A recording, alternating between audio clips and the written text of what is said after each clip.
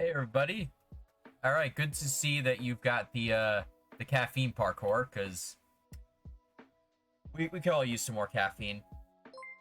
Hey there, Dave. Thanks for the, let's see, subscribe for 13 months on a 10-month streak. Thank you very much.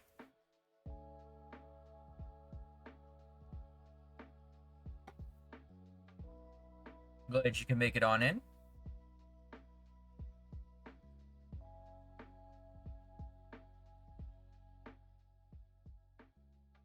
All right, we're gonna get started with the recap in a moment, but I guess some housekeeping slash elephant in the room stuff. Yep, we could all use the coffee.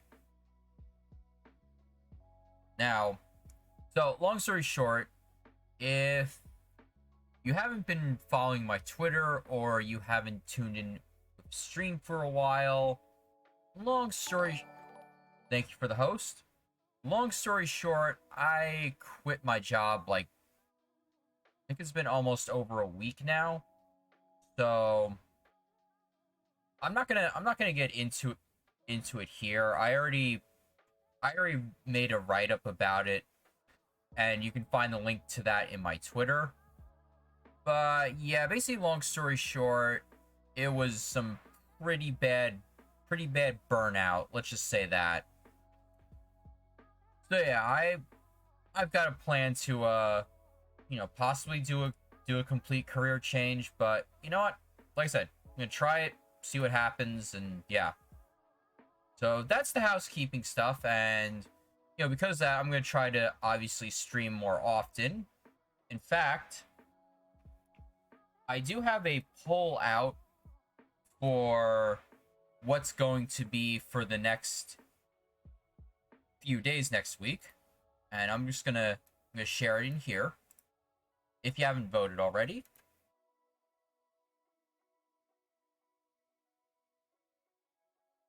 But so far it looks like, well, next Monday I'm gonna finish off that Civilization 5 run with Sweden, and then looks like for the next 3 days after that, looks like so far y'all want me to go back into Super Animal Royale and do some more Zoo Tycoon.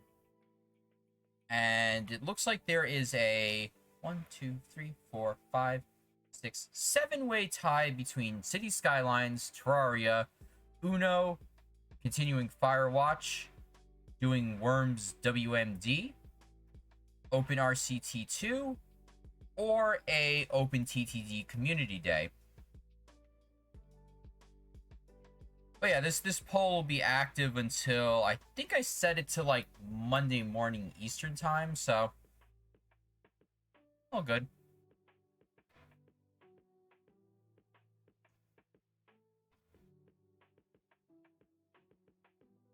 All right, so I think it's been a few minutes. We got some people, so let's get into the recap. So, Pittsburgh. Why did I want to go in the first place? Well, it's technically the last really big city in the Northeast that I hadn't been to up at this point. Obviously I've been to New York, I've been to Boston, I've been to Baltimore, I've been to DC, I've been to Philadelphia, but I never been to Pittsburgh. I mean, I've seen some interesting stuff in it when I was either going through the Wikipedia articles, looking up various skyscrapers on skyscraperpage.com. But yeah, I just never had the chance to go to it. I mean, in college, there was this club I was a part of called Sands of Time, and it was a cultural club. We did museums, we did concerts, we did history, all sorts of stuff. And me and my fellow Sands of Time people were like, okay, we've done weekend trips to like Baltimore, Philly, Boston. Pittsburgh has to be the next one. It's like, this is going to be it. But unfortunately that year the professor who's in charge of it decided to do a Brooklyn trip, and I'm not gonna fault him for trying different things. It's just like it was a lame trip, unfortunately. I'm sorry, and you know, nowadays the club is dissolved because the professor who ran it, he's getting up there in years and Corona and all that stuff. So, but okay, enough of that tangent. A few months ago, me, Jay Blaze, and Sports Wizard were like, okay, we got to go to Pittsburgh, and we've been planning this for a few months, and let's just say there was a lot of chaos because we were uncertain if we could get the time off we needed, and let's just say if I didn't quit when I did, I wouldn't have gone on this trip either because I would have been stuck doing more 12-hour days, but that's another topic.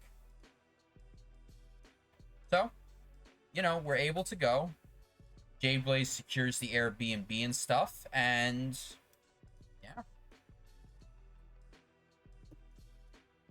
So, this was just a funny photo on the start of the road trip, and because I was reading Discord in the car, and then I noticed Newark was trending on Twitter, and I'm like, okay, why is Newark trending on Twitter?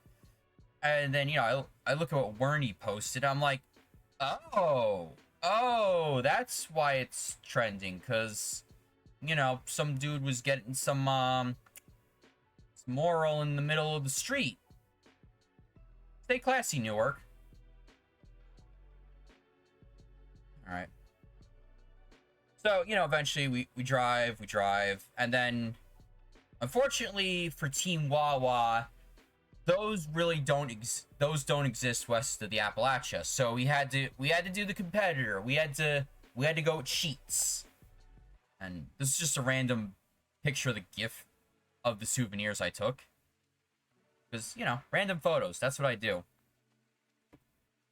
And, in terms of sheets, I mean, it wasn't bad. They kind of messed up our order a bit, and I kind of wish I had more sauce in my basically chicken finger wrap.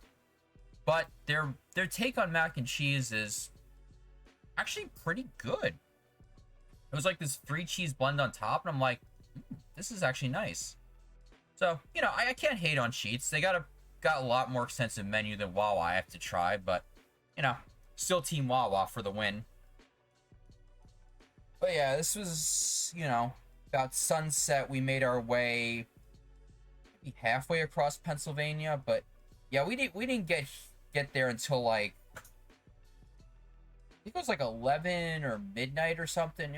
It took a while because we went the Pennsylvania Turnpike, and it's been a while since I've been on that segment of the Turnpike, but holy shit, the alignment is bad. Basically, to describe it like this, once you get past a certain point of Pennsylvania, the road starts heading like northwest, but it's so much fucking curves. It's like curve. It's like, ah. But no, we get there, and then, we're greeted with the city skyline at night. We're like, wow, this is a lot more impressive than what I've seen on the photos, because, as you'll see in the photos, Pittsburgh is very compact, and, even though skyscrapers aren't like, super tall, they're still impressive with the terrain and stuff.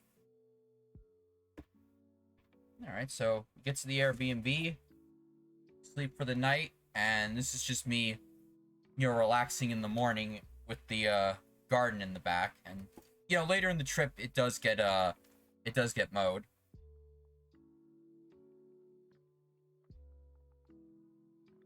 Another picture of our neighborhood. And yeah, as you're about to see, like I said, a lot of this is either, towns built on top of hills, towns built into the side of hills, or, hey, look, a river valley or something. Let's shove a town in there. Yeah, that's pretty much Pittsburgh in a nutshell. Terrain. Then this was me just looking at the local local offerings, and then I'm like, there's a pizza den called Fox. Wonder what happens if I eat from there. Like, what? Do I get a fluffy tail or something? Transformative humor for you. It was just a painting in the Airbnb. Wasn't a bad place we stayed in. Just, we wish we had a second bathroom. Yep, all the Fox TF. So,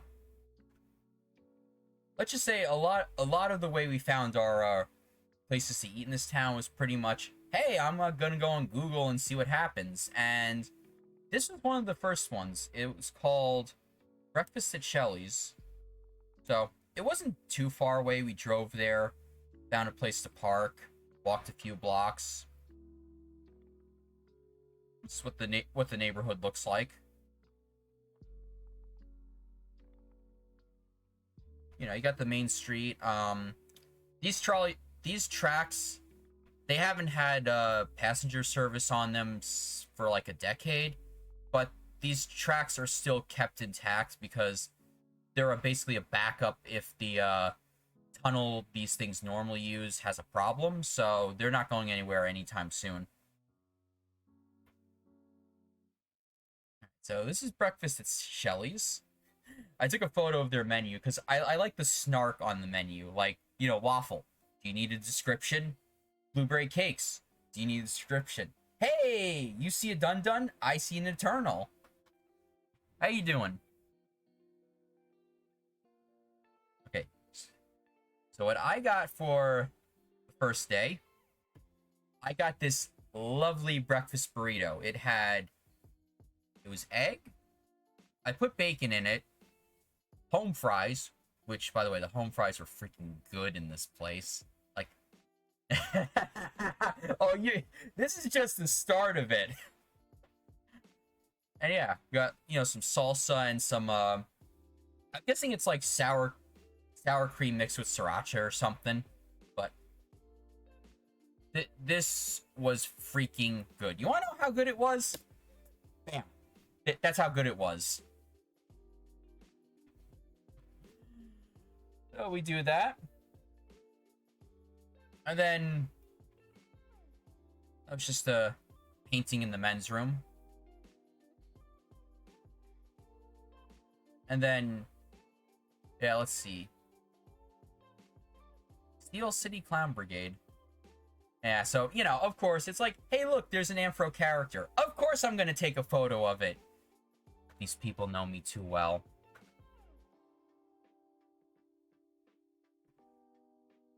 And there's some, there's a little penguin art installation on the way back to the car. Or penguins? Puffins? I don't know. Water burbs.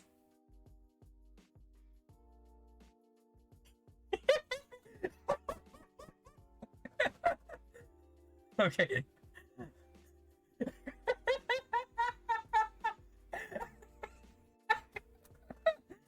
Oh my god. Oh, okay. That's probably the funniest thing I have heard so far. So this stream, and I love it. All right. All right. So Jay Blaze had to go. We had to go get to some supplies at Target, and there's basically two Targets we know of. There's one outside the city, and then there was one inside the city, which we ended up at. And yeah, this was the parking dungeon. You know, forget rolling for initiative, roll to fight for parking spaces. Although we managed to get a space. But you know, we got our stuff. We got our stuff in the Target, and then this is basically our first walk in the downtown core. So you know, we walked around, got some more supplies at a 7-Eleven. There was a little arcade nearby, but one, I didn't have any quarters on me, and two, it wasn't like the selection wasn't exactly like a must play in my opinion. So the building the Target was in Basically, it was one of those old-fashioned American department stores where, one store basically took up like multiple floors of a building. But let's just say nowadays that business model isn't exactly viable. So the building's been subdivided, and yeah, one of the tenants was that Target, but it wasn't like your suburban Target. It was more like smaller and kind of more streamlined with the products. I just got myself some snacks and one of those Cards Against Humanity expansion packs, the 2000 Nostalgia one. There's another photo of the construction site. Just the classic throw my phone up against the window and take a few pictures.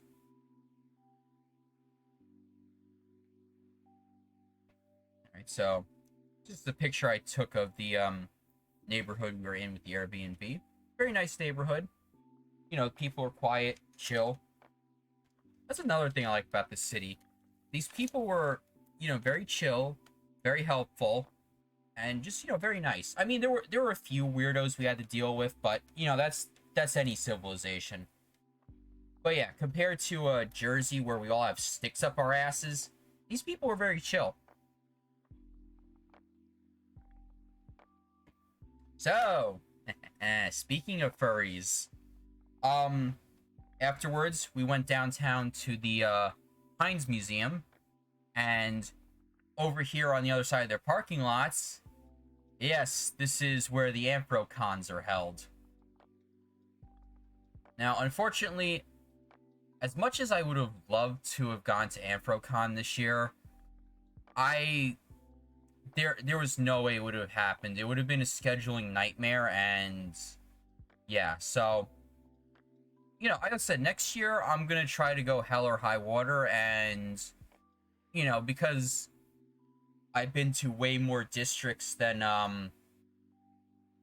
some of the other people I know that probably go next year. I want to take them to a few of these places because I know they would like it.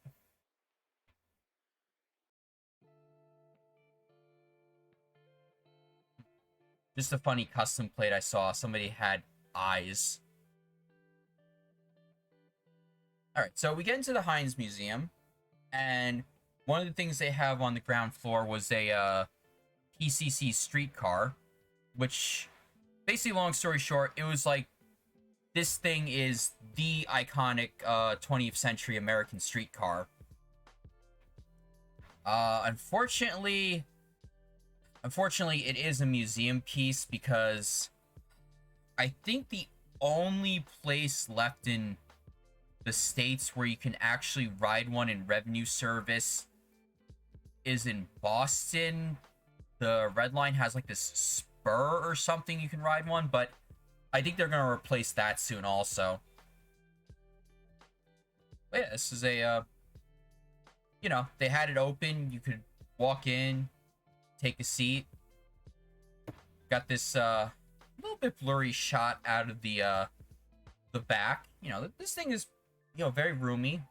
A lot of room to sit down and, stand and stuff. Of course, they let you sit up in the driver's seat, and that was me just seeing what kind of controls and levers they had. I'm guessing that's just your acceleration lever, and they were actually there was a brake and there was a gas, and I think there was a clutch at the bottom, and then there was that level. So that's what it looked like out the front. And there's Sports Wizard, one of my other bros in the real squad, at the controls. And then this was like some sort of electric car from like the 60s or 70s. Back when it's like, oh shit, our gas prices and supplies have imploded. Let's try something else. And then, the 90s happened, and then SUVs, motherfucker. I got that. This was a car with a body made out of stainless steel. There's the text for it. You know, you just, if you're in the VOD, just pause that and you can read it. There's a Heinz wagon, since, you know, this is the land of the ketchup and stuff. Early 20th century fire engine.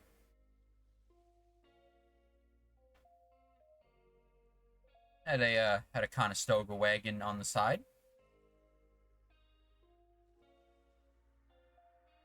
You can pause that in the VOD.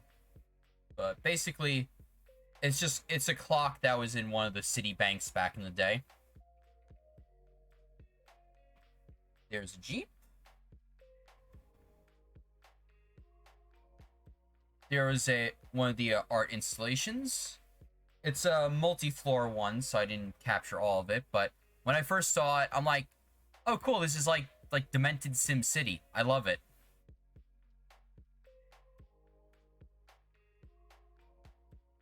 All right, there's a picture of one of the city streets being paved in the early 1900s.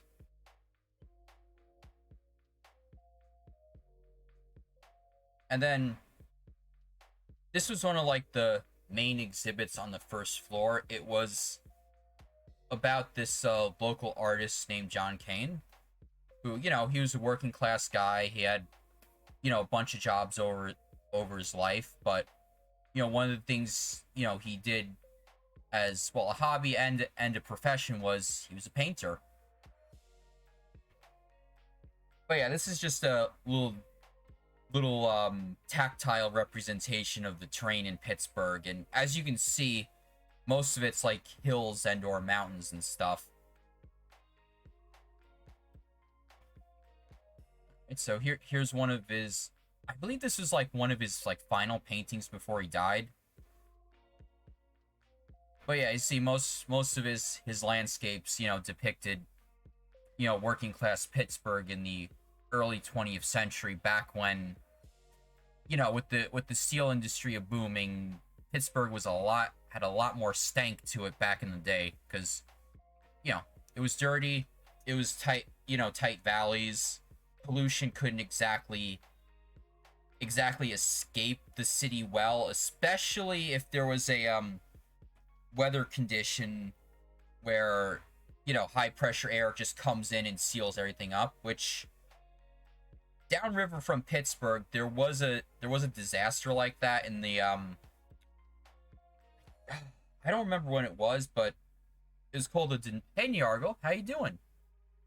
It was called the Denora Valley. You can just look it up, and basically it was like, "Oh hey, we can't ventilate the city and everybody is breathing in crap and dropping dead." And meanwhile the factories are like, "Yeah, let's not shut down. We need the monies." Yeah, it was... Yeah, Denora, New York City in the 60s, and London. Basically, those are three major events where people like, "Okay, we can't do this anymore. This, you know, if we keep producing pollution that keeps getting trapped in our cities, it's not going to end well." So that was kind of like the genesis of, you know, trying to clean up air and stuff. But yeah, no, Pittsburgh's air was, I mean, it was like hazy once, but compared to New York, Pittsburgh's air was actually pretty clean compared to Jersey's. And, you know, unfortunately, while this, you know, this steel industry crapping out in the city caused a lot of hardship, also opens up a lot more opportunities when you're not, you know, coughing your lungs out. Alright, so I did manage to get into some other areas of the museum, but unfortunately I couldn't see much because we got there late in the day and, you know, the museum closed at 5. But this was like some sort of vaccine gun or something. I know, real triggering to certain people. And then I call this unintentional art because I guess a bird died up here on the roof, and Yeah, it looks like it's in a pretty advanced stage of decomp once I got to it. Alright, there's another view of the convention center. Which, unfortunately for this trip, I didn't manage to get into, like, the plaza inside the convention center, but, you know, one day I will. One day. Alright. So we did that. And after that, we were off to the Pirates and Phillies baseball game. So for the North Shore area, what we did was we parked in the casino because the parking's free. There's plenty of parking and nobody says anything. So that's the life hack we did. That's the life hack. So this is us just walking from the casino to the stadium, and you know, there's a lot of beautiful manicured river trails around. Some pretty much photos, and yeah, as you see, you know, the city is ringed with these cliffs, and the closest example of these to me is this town called Edgewater. But I'm trying to think in my head, I don't know if these are like the same height as Edgewater, or they feel taller than Edgewater.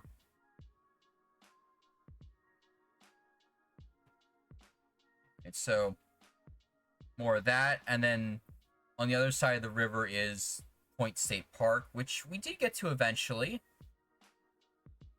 And yeah, there's the hotel Seda and Company stayed at, right over there.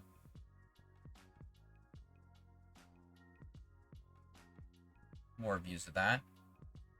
But yeah, it looks like there was a lot of fun things to do out in the water. We never got to, like, either renting a boat or anything like that. We should have. Not to drive it, just, you know, boat for hire, that kind of thing. Alright, there's more of the cliffs. There's one of the inclined railways right here. We didn't have a chance to ride any of them, but, you know, we're definitely going to be back, so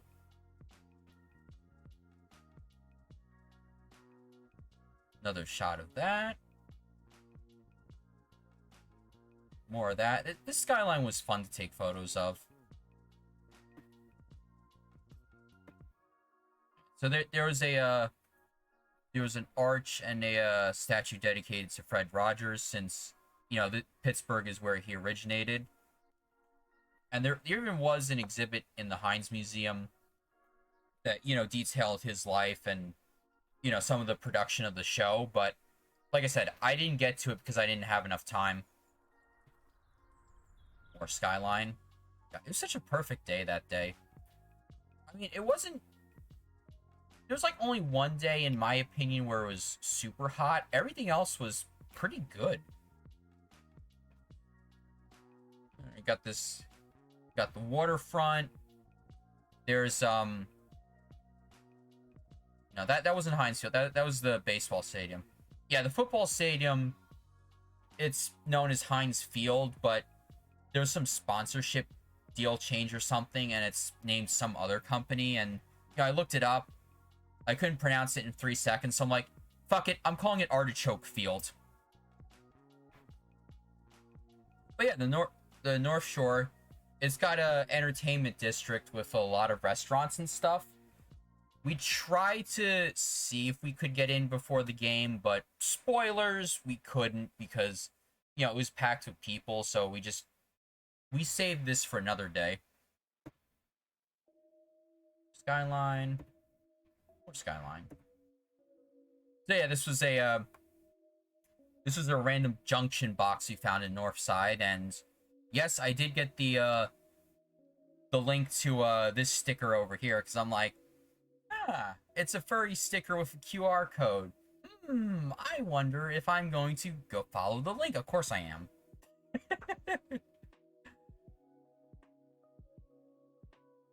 Alright, so before the game, we were basically chilling underneath an underpass, and yeah, I just looked up, and yeah, this is what we got. And I know this looks a bit weird at this angle, but basically it's a double stack, and there's like 2 different sets of traffic that are funneled into this bridge over here. All right, so we get into the stadium and we're working our way up to our seats, and I managed to get some shots of, people coming into the game. But yeah, as you can see, there's you know, it's no Houston, but there still are a lot of, like, random parking lots around Pittsburgh. Some more shots. All right, so we get to our seats, and the four of us are very impressed with the scenery here, because you got the game on the bottom, and then you got this lovely skylines to look out to. It's a very nice stadium. Oh, I just noticed. Okay, so the power company around here, I find it amusing. It's abbreviated as DLC. That got me. That got me.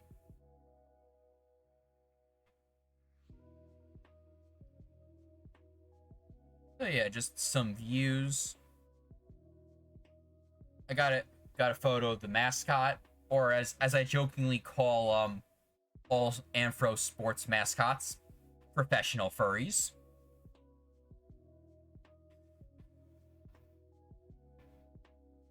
Another view of the skyline. And then, as the sun started to set in the later innings, I got this beautiful sunset shot. I tried to get some nighttime shots, but the stadium lights were messing with my camera hard. Let's just say that. Yeah, no, it was a fun game. Unfortunately, we all wanted chaos, but unfortunately, we got dumbass, because the Pirates, they made a bunch of stupid plays toward the end, and we're just like, bruh, no. But yeah, it did go into an extra inning, and eventually the Phillies managed to get their second run and kick the Pirates' ass. Okay, so went to the casino, had some food, because unfortunately, as far as we know, Pittsburgh, it's a little hard to get late night cuisine there, unfortunately. So we just ate at the Chinese place at the casino, just for, get some food in us. We come back, and then, yeah, we do some Cards Against Humanity, and, of course, with the real squad, y'all are messed up, and I love you. So here's just some of the submissions we've got. We've got, here at the Academy for Gifted Children, we allow students to explore child abuse at their own pace. And then let's see, this one was a funny one. So, heed my voice, mortals. I am the god of the invisible hand, and I will not tolerate testicular torsion.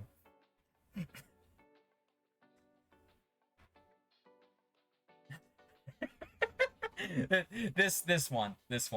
So, well, if Daddy's belt is good enough for establishing dominance, it's good enough for me. Oh, whoa.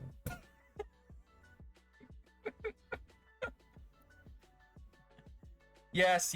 Like I say, clip it, throw it in the out of context vault, bonk me, I don't care. And then these were my submissions. For my sake, at least I didn't win this one, because I had been winning a lot of Mario Party on this trip. Let's just say that. Let's see. What were some of my favorites? Let's see. What's fun until it gets weird? Lots and lots of abortions. I miss Tennessee, and if I can make the world better by changing one thing, I'd get rid of Joe Biden. Topical. But yeah, for the VOD squad, you can just pause and look at the rest. Now, I was going to have another night where I put in my green box and the 2000s nostalgia pack I got, because there were some pretty messed up ones in there, but that was the only time the group was in the mood for doing cards on this trip.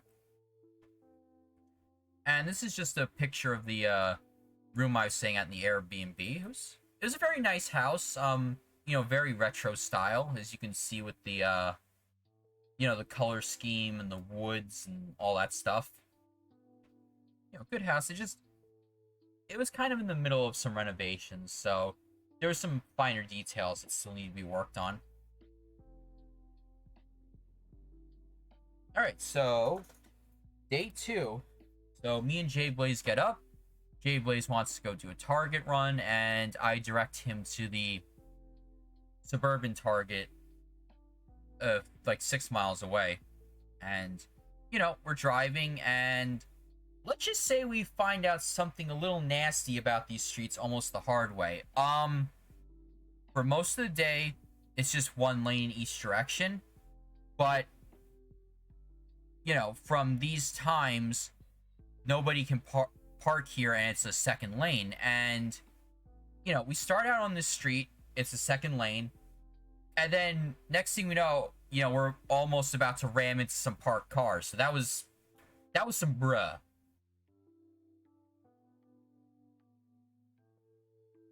Oh yeah, just more of the city streets. So this one looked like a pretty interesting neighborhood. Some more restaurants to try out. Let's try out next time we're here. More street pics. All right, so we get to the Target, get our supplies, and then on the way back, I noticed this place, the Apple, and I'm like, okay, this freaking Apple. It looks way too familiar. And I'm like, okay, either they stole it from an Applebee's or they purchased it off an Applebee's in a going out of business sale.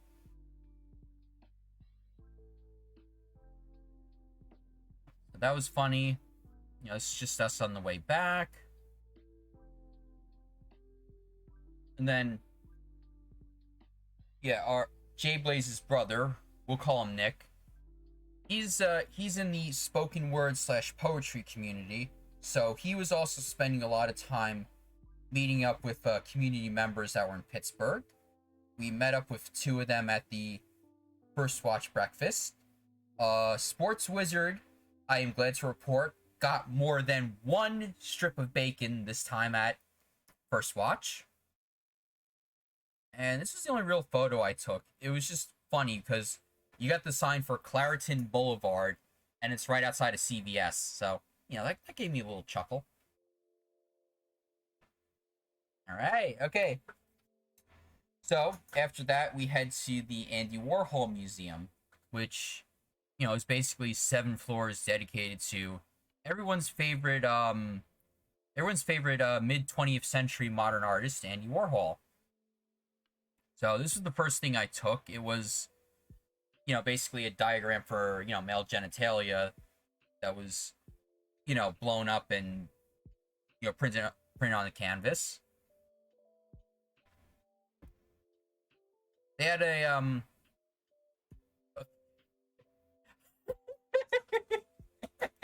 You're welcome, Eternal. You're welcome.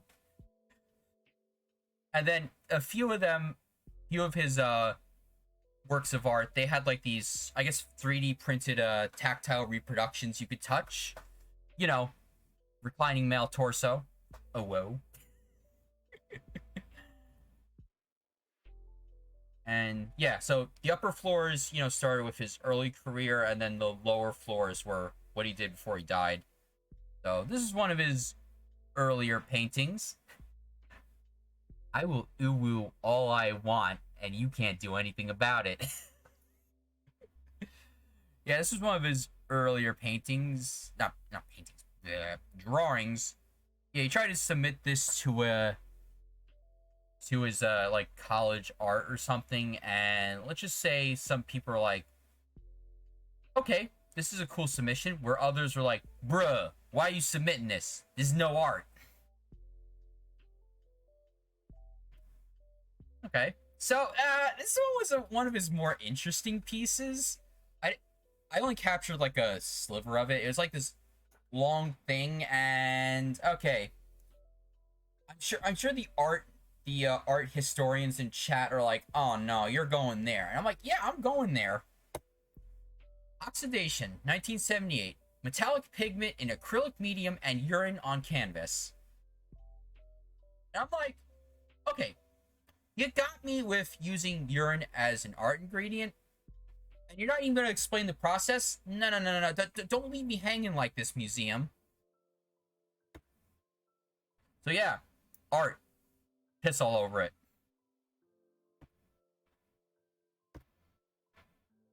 Now, this next room was basically a bunch of, like, I think they were like metallic. I don't know if it was like pure helium or like some sort of mixture, but it was this prop for a show that he did back in like the 60s. And in this room you could interact with them. You know, obviously don't be aggressive with them, but you can just, you can hold them, you can, throw them across the room, gently throw them across the room and stuff, and it was pretty fun. It's just my only regret is I wish I had a way better camera for the lighting conditions in this room, because they were kind of trash. As you can see, I mean, some of this is like really blurry and out of focus, and maybe in the artsy way, but more likely in the bruh way. So yeah, as you can see, I got a shot of the room. There's Sports Wizard in the front about to, throw one, and then there's some other people in here. Like, you could spend hours in this room. It's probably the most mesmerizing room in the museum. Got some more pics of that.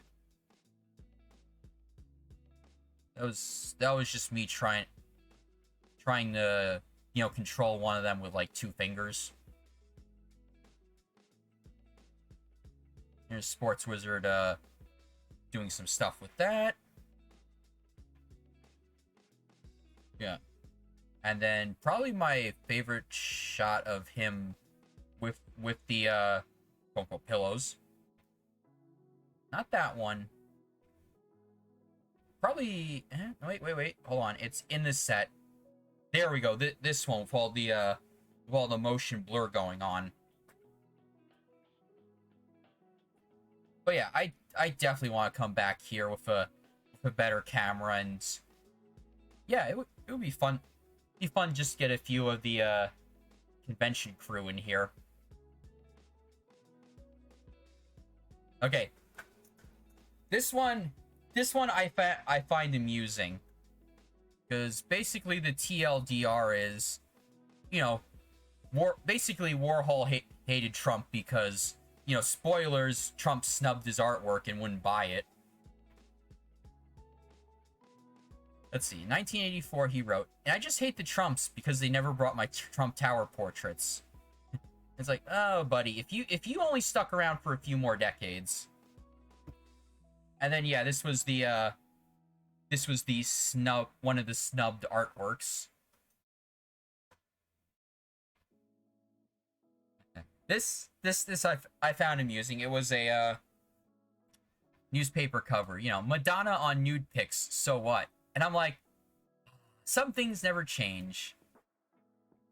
Especially, forget this being on New York Post. Nowadays, this is prime Twitter headlines.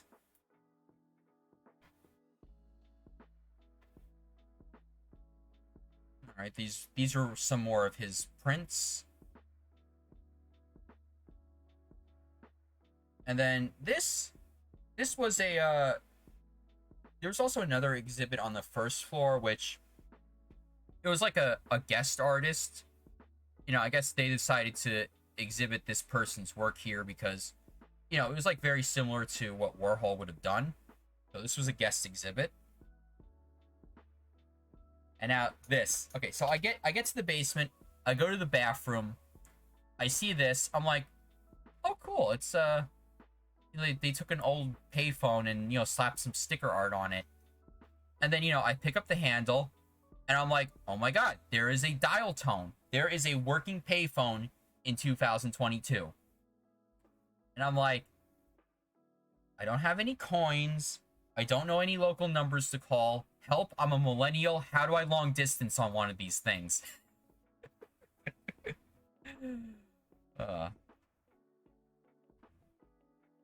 Alright, so this is the outside of the museum. Yeah, like I said, fun time overall. I would totally go back for the pillow room. And then we decided to do another walk into downtown. There's the convention center. More of the skyline. And, you know, even though it was an overcast day, it was still great. Got more of the bridges. Which, these three yellow ones, they were built at the same time, I think. But unfortunately, one of them is currently being, renovated, so you can't go on it. But you can go on this one.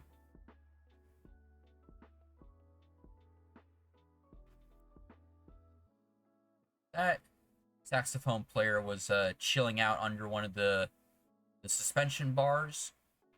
Because, yeah, these aren't cables. These are just straight up bars. Yeah. Looking up at one of them. Another one of the skyline and the U.S. Steel Tower. The big, you know, black hunk of skyscraper in the back. Unfortunately, well, this city really doesn't have a public observation deck to my knowledge, but you'll see what I came up with anyway. Skyline. More of the river. Holy shit, I really did take a lot of photos of this skyline. Let's see. My dad used to paint the bridges. This one came out a little out of focus, but the metal bar suspension bars actually came out in this one. Mouse cursor. And just walked. Another angle of the saxophone, bro. Another skyline shot. Hey, Colby, how's it going? You're just in time. I'm currently going through my pit recap. Which, you know, I guess to all us Fallout nerds out here. Nope, I survived. I didn't get thrown in any slave pits, so we're good. Alright, that was one I took between the suspension bars of the bridge. Another one of us into the city. Actually, I think that one came out a bit better. I saw this place where we're walking called Howl at the Moon, and not sure if Sato saw it when he was there, but I sent him a photo. He found it amusing. All right, so this is the, you know, center of town. You know, like I said, a lot of interesting architecture still left here. And then the building to the right, that is one of the metro stations. Which, like I said, for this trip, we didn't ride any of the metro system. We just basically drove everywhere. But you know, it looks like a pretty interesting metro system. Some of it was elevated. The stuff through the center of the city was underground. And then the rest of it's like on a street level and stuff. But yeah, it's not so much a subway, it's more like a giant trolley car system.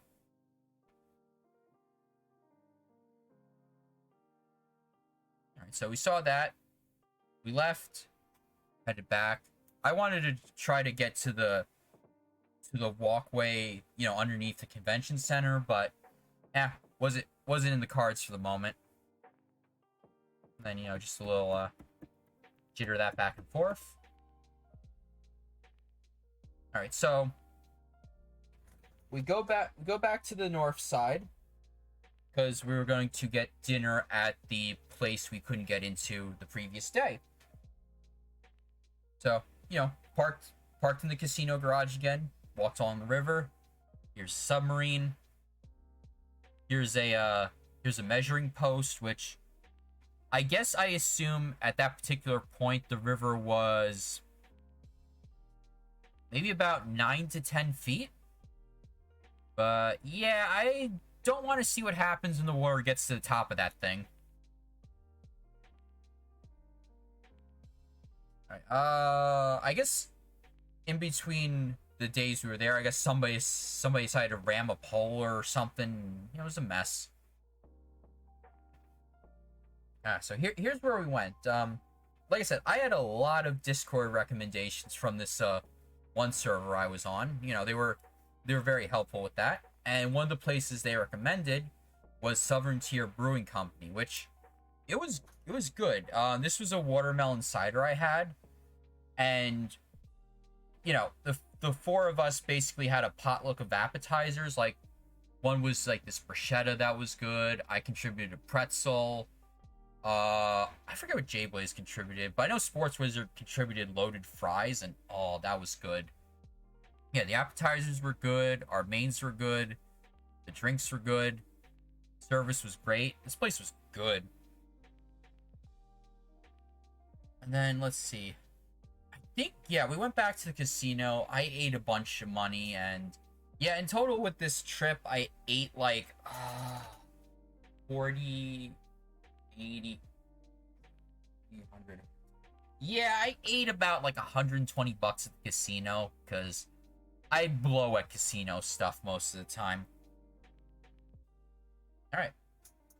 So, later that evening, we get back to the neighborhood, and we find this bar called Scarpace's, and oh my god, they were good.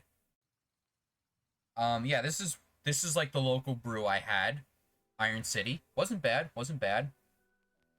And yeah, this is their bar, and they were in the middle of a renovation, so their main bar room is normally in the room behind where the fan is. This is just a temporary bar, but like I said, the bartender, and I forget if this other lady there was like, I don't know if she was a girlfriend or just a random patron, but no, the people were cool. You know, they chatted us up. They you know, gave us advice on which places to visit.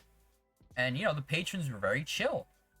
Like, you could have had this bar underneath the side of the highway and like 3 milk crates, and it still would have been an awesome bar with those people. But yeah, no, I wish them the best of luck on their renovation, and you know, once it's done, this, you know, place is gonna kick ass. But yeah, so this part of the night, I'm sure if you follow my Twitter that one night, yes, this was the rise of Drunk Brine. Oh, like, I've been sort of drunk in my life, but I think this was the first time I got super drunk, and it was hilarious. So, as you saw, I started the evening with that watermelon cider, the Iron City,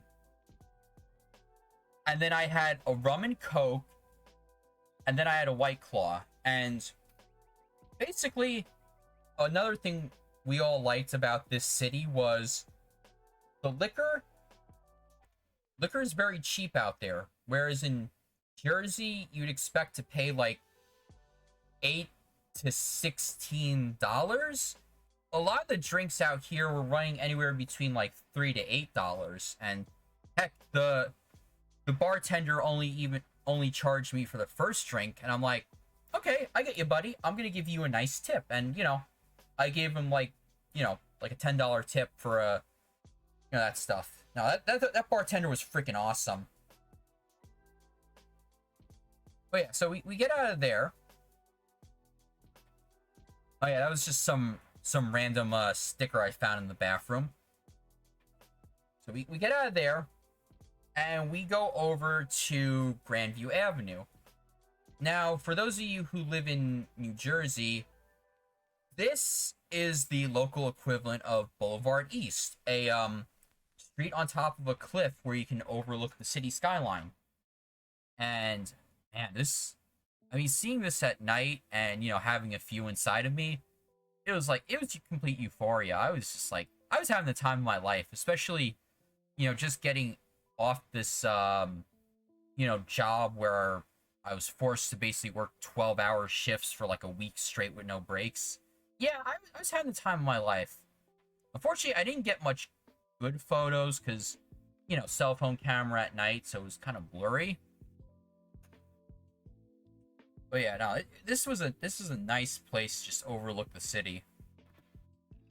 There's another one close up. There's one there. There's some downtown, and then off to the right is like Southside Flats. Another skyline picture. And then there's the radio tower. Okay, so yeah, so basically what pushed me over the edge was we go to this other bar. And mind you, at this point it's like, I think it's almost 2 in the morning or something. Or like 1, 2, I don't know. It was somewhere in the early morning. And basically Nick gets us house tequila shots, and cheers, bottoms up. Next thing you know, I'm basically running around this, because Shiloh Street, they have like a bunch of like restaurants and stuff. So basically I'm just running around all over the street. I'm like, ooh, what do we got? And like, I go over this restaurant menu. I'm like, ooh, guys, over here, this menu looks great. Oh, poor Nick. We talked about it later, and basically he was not keeping track of how much booze I was chugging at the other place. So one house tequila shot, and I turned into like the restaurant hunter. Oh, it was freaking hilarious. And then afterwards, we all loaded ourselves back into the car, and luckily Jay Blaze was still good, so we just drove back to the place. And then we basically at least for me, it was drunk Mario Party, although in hindsight it should have been drunk Mario Kart. Okay, so I slept, and no, I wasn't taken out by a hangover. I mean, I might have had a little bit of a headache, but you could see 9 in the morning, I was up and standing, and I was still alive and made it Pittsburgh's problem. Just kidding. But yeah, I wanted to take a photo of this. So the Airbnb we stayed at was down here, and then you go up the hill, and there's this valley. This used to be like a city high school, but I think most of it's been converted either into doctor's offices or senior housing. And then these two over here are the ventilation tunnel for the trolley/bus tunnel that ran underneath our feet.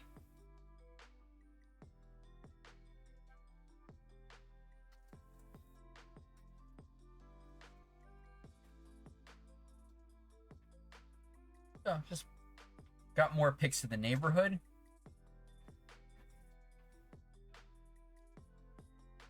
That.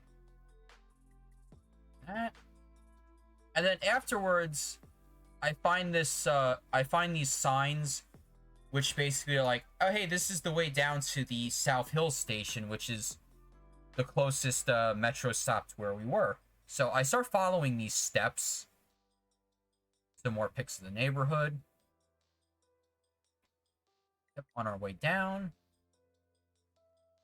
Some more neighborhood pics. But yeah, the thing about Pittsburgh is, even though a lot of these buildings are old and some of them are really worn around the edges, because either they're old or the, inhabitants may or may not have the money to maintain some of these buildings properly, this city was shockingly clean. I'm like, wow, this is cleaner than what I'm used to back home. Okay. So eventually I followed the trail, and it looks like that they took out all the steps and they just left the concrete frame. And judging by some of the soda bottles I saw on the ground, I saw a Pepsi bottle promoting Star Wars Episode 1. I'm gonna say this particular staircase has been out of commission for like at least 20 years. But yeah, once I saw the soda bottle underneath one of the other set of stairs, I'm like, I'm noping out of here. So I just noped out of here. And this is one in the back. So we do another breakfast place, and this one, like I said, the bars we went to, the patrons were great. There was no drama, but this breakfast place, holy shit, there was drama. I mean, nothing against the owners or any of that. You know, it's like, you know, you're trying to run a restaurant, and you know, people are starting shit, which that was kind of one of the things I always dreaded in the back of my head being a manager for the old job. It's like, I don't want to deal with customers that are about to toss off or something like that. So, you know, I understand. But yeah, basically, you know, we get in, and you know, this one weirdo, he's coming in, and from what I gathered with the other table, it was basically this guy was looking for his glasses, and him and his girlfriend kept coming in and acting weird or something, and they kept knocking on the bathroom door while this one patron was in there, and you know, he got really annoyed, and you know, I guess they were going at it, and you know, the weirdo was like, oh, why are you stuttering? And he's like, you know, because I have cancer. And then, you know, the other guy is like, well, what if I have cancer, asshole? And it's like, we're just like, oh, god damn it, are we gonna have to start throwing fists and stuff? It's like, I'm trying to have fucking breakfast here. But now eventually the owner, heavy-set dude, you know, he basically just threw him out, because you know, it's like, your glasses aren't in the bathroom, stop causing shit, get the fuck out. Yeah. So that was pretty much the only real drama we had on the trip. And I mean, the breakfast wasn't bad, but it's just our hearts are with breakfast at Shelley's, let's just say that. Okay, so after breakfast, we get to this skyscraper. Now, this was one of the things I saw on Wikipedia, and I'm like, I want to visit this thing one day. So, this is the Cathedral of Learning. It is on the grounds of the university.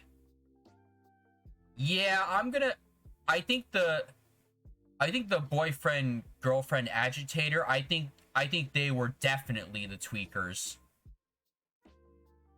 Although then again, I mean, I guess if you're on drugs to treat cancer, does that mean? I don't know. I'm not going to entertain that line of thought, but so here we are, Cathedral of Learning. It is on the grounds of the University of Pittsburgh, and besides another building in Moscow, this is like one of the tallest solely educational purpose buildings in the world. It's about 40 stories, but unfortunately, you can only go up to floor 36 normally. There's a secondary shaft on floor 36 that has, you know, the way up to, well, okay, the only 37, 38, 39, if I remember right, are mostly like mechanical and electrical, like infrastructure stuff. Floor 40, and well, there's the roof, but floor 40, there's like this small meeting room up there, but we didn't have access to it. So, you know, we get there, we park, some more photos of it. Like I said, this thing was impressive, because my college, all we had was goose shit, highways, and being surrounded by streets that would kill you, literally. Okay, so we get in, and on the ground floor, there's like this. Yeah, I was reading, this is where in the Fallout universe, the Raiders occupy this place. And yeah, this at the ground floor, this is, you know, like a giant like communal study hall, and like, damn, this is, I was just like, I was having time of my life with this. That's one of the side stairs that leads up to the second floor. This is one of the shots overlooking one of the main hallways. Another overlook of the main room. And then there's a few like courtyards within the first few lower floors, you know, to get some sunlight in there, so it wasn't like you know, you didn't have to depend on electrical lights or, you know, have it too dark and gloomy.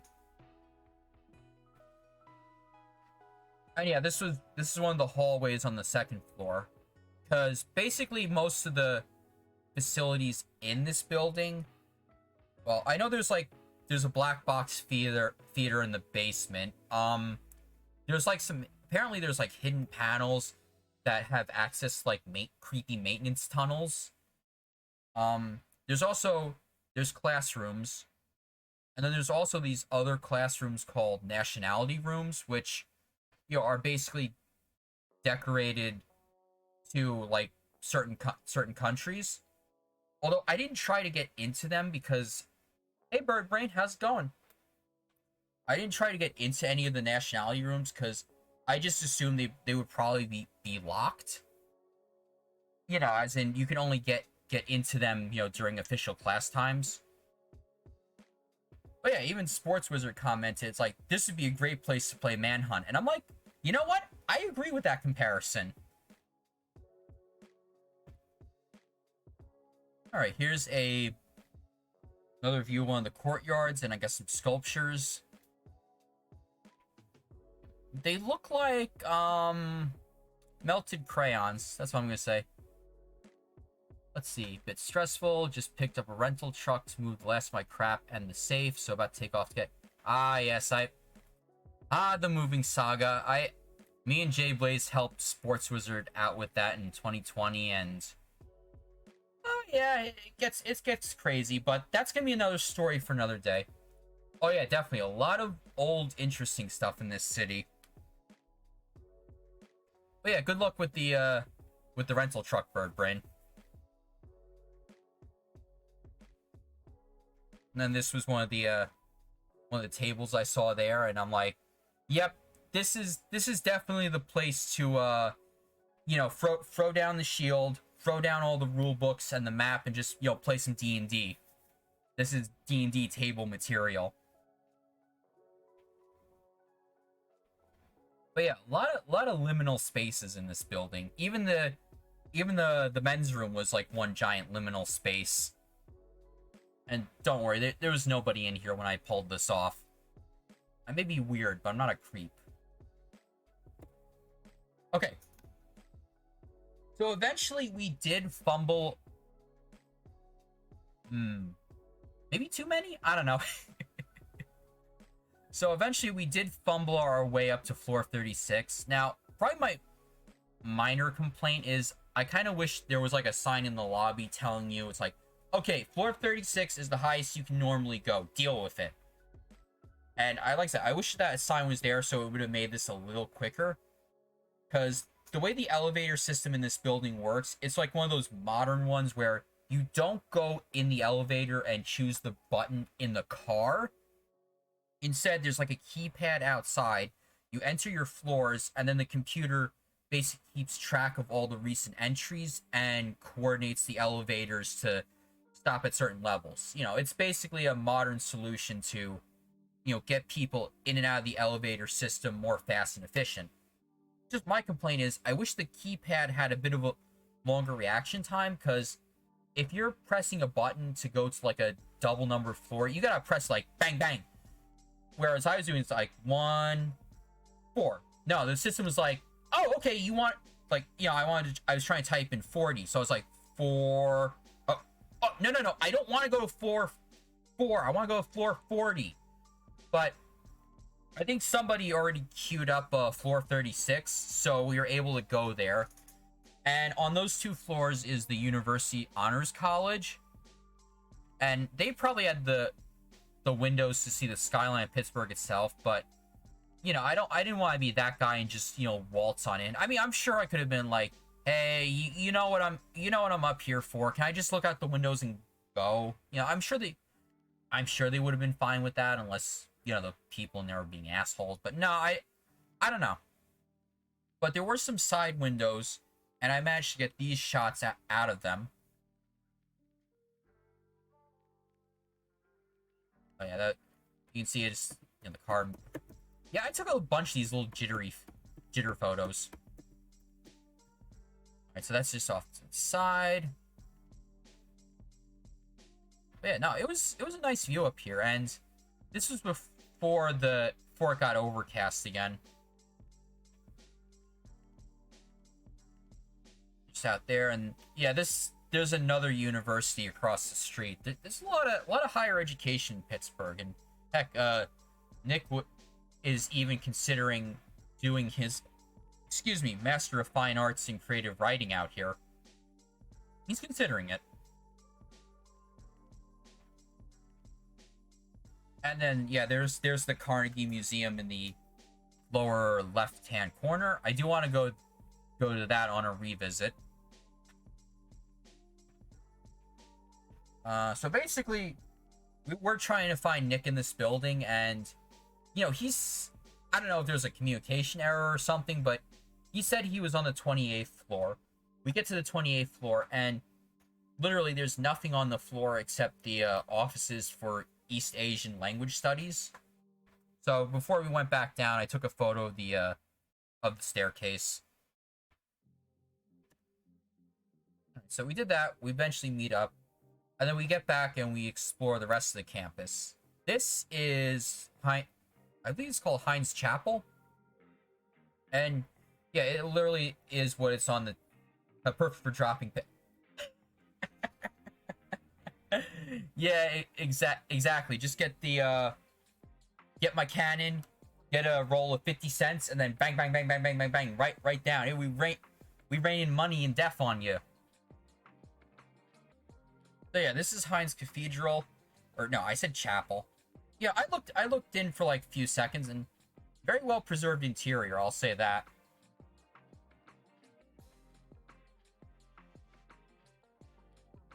And then that's another view of it. Yeah, I have a bunch of pictures of this thing, because, I mean, wherever you are in the campus, this thing is there. But yeah, it's like, why couldn't my college have this? I'm guessing this is a log cabin replica of maybe the person who used to own this land, or just, you know, it's a reference to, like, the first settlers in the neighborhood. Another side view of that. And then, yeah, we did stop in the university library, because Nick does have a book that he has had published. I think it was published like last year. It's basically a collection of his poetry work, and what he was trying to do on this trip was he was trying to get it into one of the library collections out here as a donation.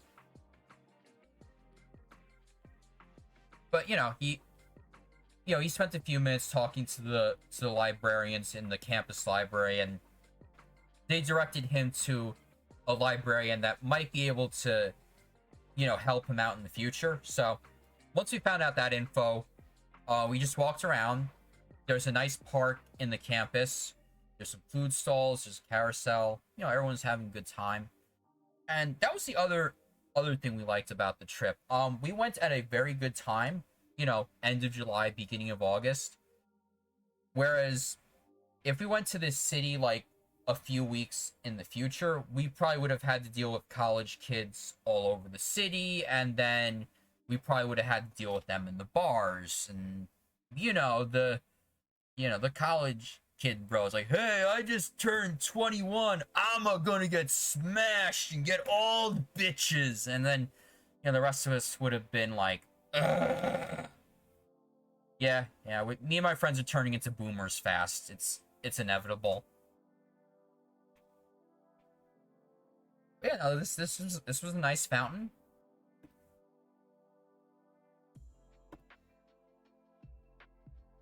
More pics of this place. That was, yeah, I think it was like an arts building or something. So we get back. You know, unfortunately, Sports Wizard had to go home early because of his job. But later that day, you know, I went to go find where the garbage cans on our property were, and I found them. They were in the back behind this service road here. And, you know, some people were parked back here, but mostly it was just for, like, garbage cans and stuff. So, you know, I walked up and down it, took some photos. You know, I guess most of these people still use their garages, but there's kind of a few like this one. It looks like the property owner is just, I guess either they're old and they really can't get back there, or they just don't have the money to do any of that. Okay. Actually, I don't know if I did take pictures of any birds, because there's like this one cute little finch that was, I think it was a finch that was on the tree next to where I was sitting on the swing. Yeah, there was one of those like love seat swings on the porch of my Airbnb I was sitting on, and there was this cute bird, but you know how birds are. Every time you want to take a photo, they're like, fuck you, I'm flying away. And I'm like, no! Alright, this was the, oh, yeah, there were a lot of pigeons around. I think pigeons, maybe some seagulls. And then, yeah, this is one of the garages. I guess the foundation's just left in for retaining purposes. Oh yeah, this house, yeah, this one looked like really ratty. And then this is just some guy's random garage with, I guess, like 2 areas of floor space above it, and you know, they're flying the Steelers flags. Then, you know, more shots of neighborhood. Yeah, you see the house on the left is gutted out, but that looks like a pretty cool place to slap a window in there in a loft. So I don't know, I mean, I guess if it has to be demolished, it has to be demolished, but if, you know, somebody could fix it up, that'd be pretty cool. So, you know, I start walking around, trying to find the metro station, and, you know, while I'm walking by, I see the vent towers for the tunnel I was talking about earlier. Pretty cool to get photos of them. Alright, so later we go to the south side of Pittsburgh. And we went to this place called Primanti Brothers. And basically, it's like a local chain of restaurants in the city. And what they're known for is called the Pittsburgher, which is basically, you got your hamburger meat and a whole pile of coleslaw on top, and lettuce and tomato between like 2 pieces of bread. And yeah, it was pretty good. They also have like other sandwich varieties, but the Pittsburgher is what they're known for. So this is a photo I took of the south side, sunset. It just rained, and the lighting on this one came out pretty good.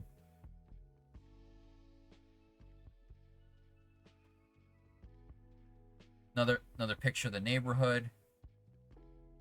I mean, like I said, in terms of neighborhoods, there weren't any that I felt like super unsafe in, but I'd say the south side was probably a little the more sketchier part of the trip.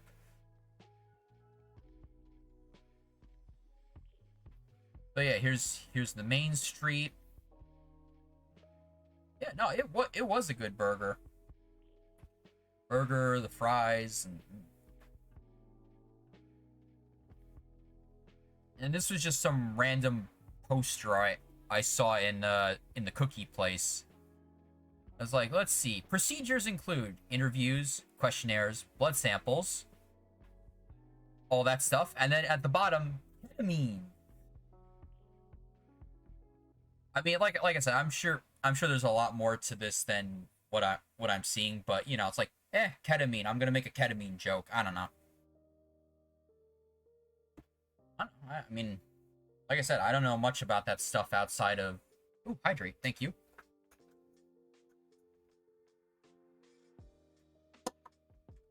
Thank you. Alright, so, we get back to downtown. We're trying to see what else we can do. We did end up in this barcade off one of the main squares, but it's not that it was a bad arcade. It was just a very small selection. I wasn't feeling it.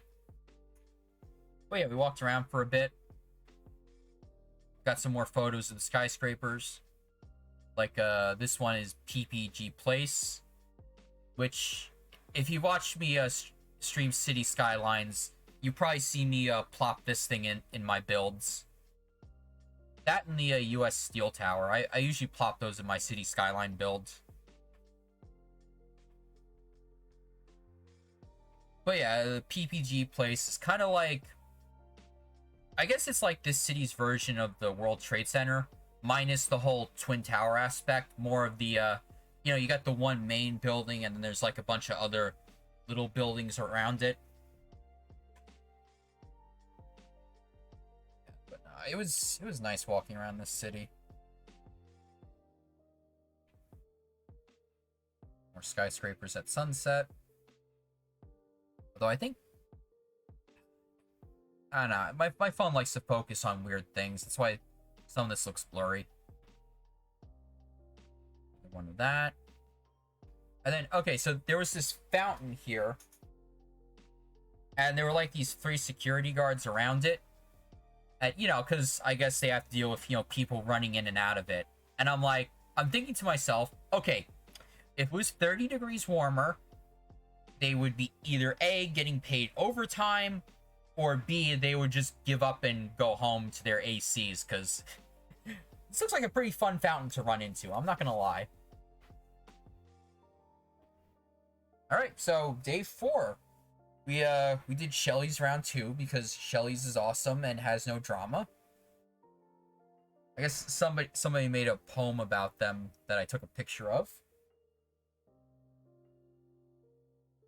Alright, I'll see you later, Bird Brain. Like I said, hope the truck goes well. And then this, unfortunately this came out blurry, but I guess some local photographer had their work, you know, up for sale, and I would throw down the money for it. Looks pretty good. Okay, so then we go to Carnegie Science Center, and one of the temporary exhibits they had was basically about guitars, you know, the historical examples of guitars, and of course, because it's a science center, the engineering behind how, you know, a guitar can produce the sounds it can. So these were just some of the guitars they had on exhibition. You know, they had a 3D printed guitar. They even had the Guitar Hero controller, which, you know, I found that amusing. Then your Stratocaster. You know, just more examples of it. But like I said, I can't play guitar for shit, so I mean that'd be amusing on stream for me to try one, but it'd probably sound bad. And then yeah, they had a bunch of like global and/or historical guitars.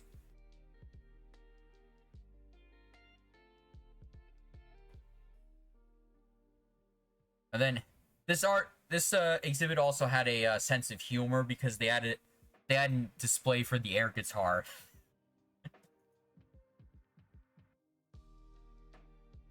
And then, so we get to the second floor. I see a model railroad exhibit, and I'm like, oh yeah, you totally lost me. I'm gonna go see the trains. And that's what I did. So unfortunately, the lighting was a bit garbo in here, so I did the best I could. Yeah, it was basically, I believe these were all, I want to say O scale. I think that's what the one they used for this, and it was just basically, like, you know, Pittsburgh back in the early 20th century. That's the theme they were going for with this layout.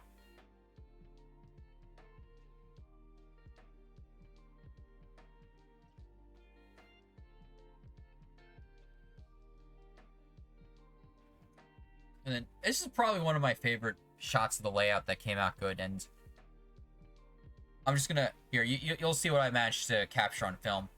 Whee! Oops. Yeah, it was just like a quick 5-second, 5-frame thing of, you know, the train going through.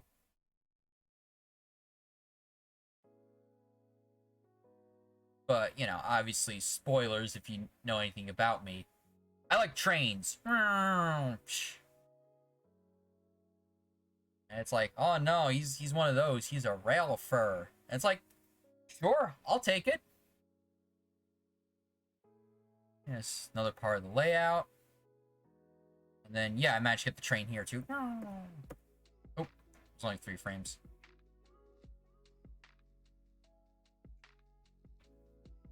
But yeah, like I said, if I ever got the space for this, I would totally build a model railroad layout, because I think my dad tried to help me get into it like 20 or so years ago when I was a kid, but the problem was I think I was too much of a stupid kid, and I didn't exactly take good care of the equipment, because, you know, let's just say a lot of it was, oh hey, I ran right into the cord that, you know, powers the train on the layout. Oh, the track and the train just fell on the floor again. Yeah, I was one of those kids. Plus, yeah, I didn't have much space in subsequent apartments, so yeah, I was just kind of discouraged from doing that. But who knows?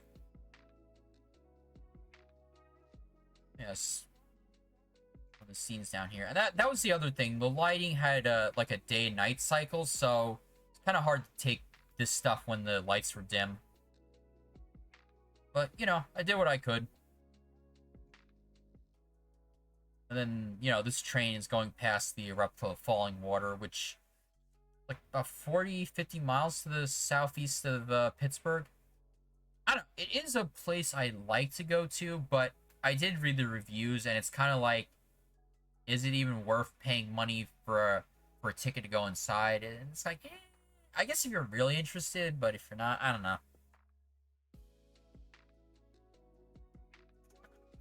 Alright, so this is a view of Heinz Field / Artichoke Stadium from the ramps to the Science Center. But I mean, like I said, it wasn't a bad place, the Science Center. It's just, you know, a lot of it, well, spoilers, was, you know, geared towards kids, which, you know, I'm not gonna fault the place for that, because, you know, I mean, you want to make learning fun for kids, because, you know, they're not gonna get any stimulation being in a classroom or, you know, on a Zoom call with science. So yeah, one of the exhibits they had was the human body, and, you know, spoilers, the kids love the parts discussing flatulence and stuff, because, you know, kids. And it's like, you know, I'm fine with this, because, you know, if these kids find the flatulence funny today, who knows? They might, you know, blow biology wide open in like 20 years and discover something mind-blowing. So you know what? I approve. But this was basically a simulation, you know, like a representation of the fluids inside a human body. I guess for more of a joke, this was definitely not a makeup of my body fluids on a few nights before this, because there would have been a few more flasks of alcohol there.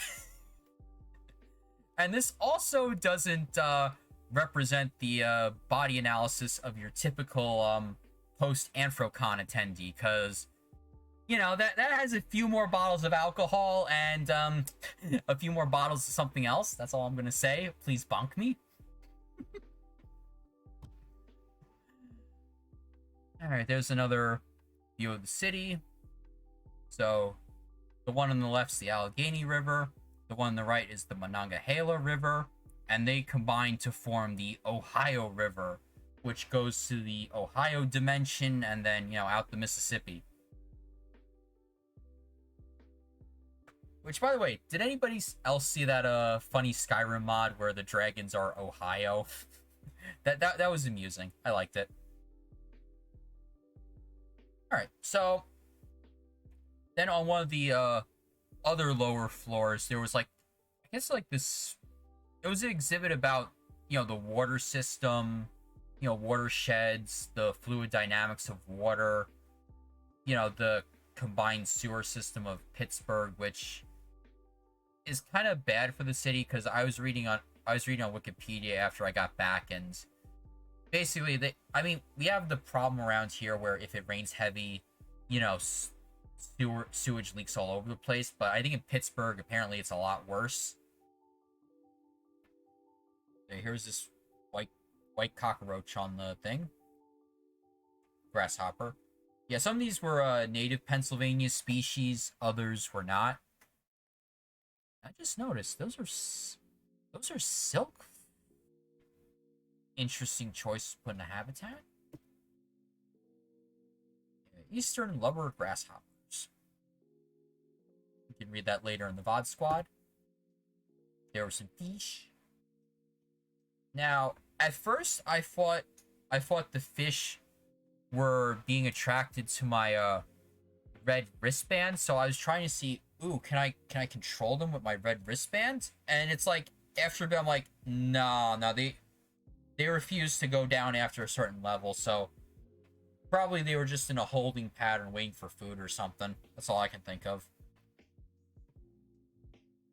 Got some turtles. Got a bullfrog.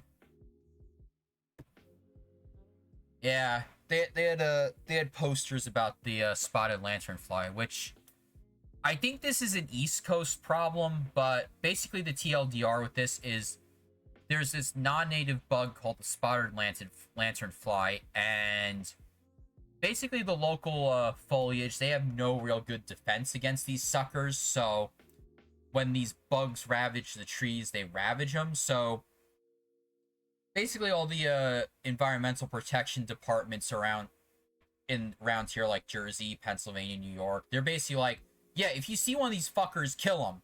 So, you know, if you see one of them, step on them. It's totally authorized.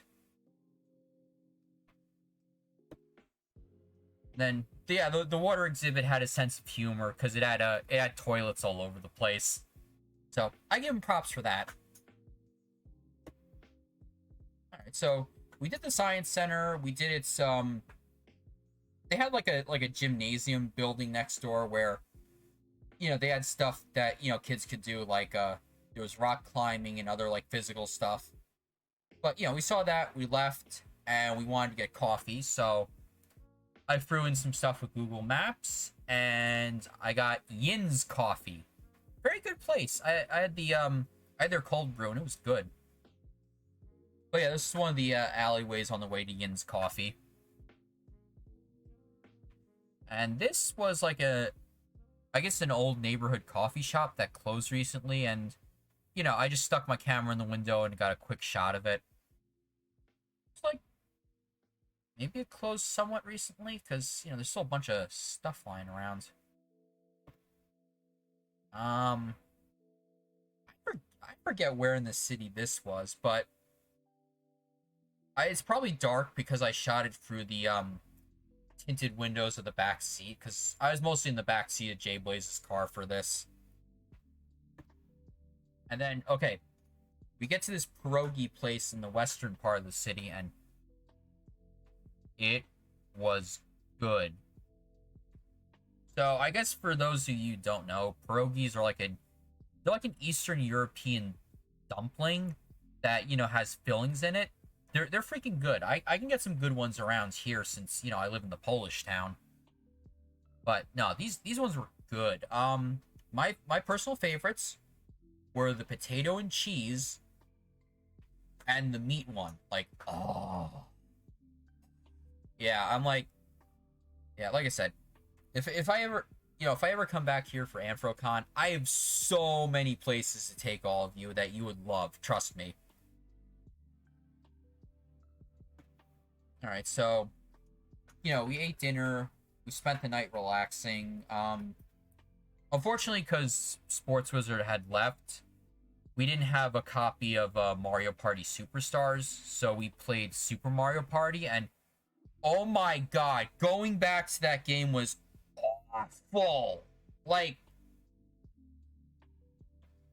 holy shit. I mean, I remember that, you know, that while that game did have criticism back in the day, it was also praised for, you know, getting Mario Party back to, you know, 4 players running around the board and none of this, oh, we're all in a car bullshit. But it was, oh my god, it was so boring. The 3 of us were just like, no. But anyway, enough with video game rants. Wake up the next day, and once again, I find another breakfast place. This time it was Johnny's. And yeah, as you can see, it's just, you know, an old greasy spoon diner underneath a railroad bridge, and food wasn't bad.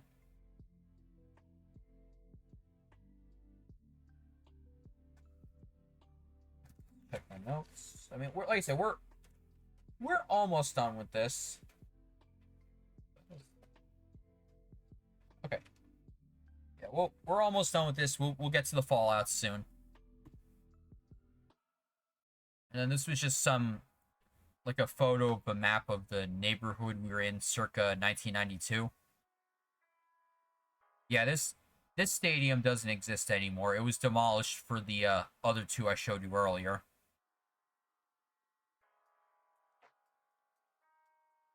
Okay, so we get to the Pittsburgh Zoo and Aquarium. And as Seda put it, this is one giant TF arch.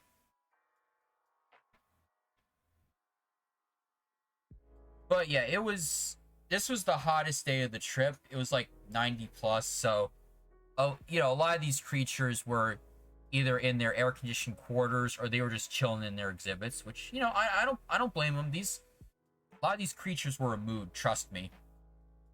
So they have red pandas here, and definitely these two are being kept inside because, you know, spoilers, they're Himalayan mountain animals, not, you know, this. So they were chilling, but, you know, got cute Waz in the corner.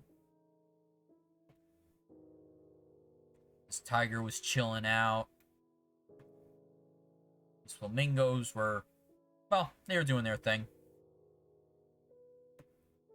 Got this, a gator or a croc or some reptilian over here.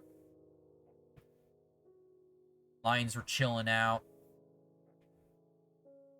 This tortoise was a mood, trust me. We got these leopards, and, you know, one of them did manage to come up close to me. Got some danger chickens. Got the elephant enclosure. And then, yeah, like I said, this was one of them, I guess, cooling off inside their quarters.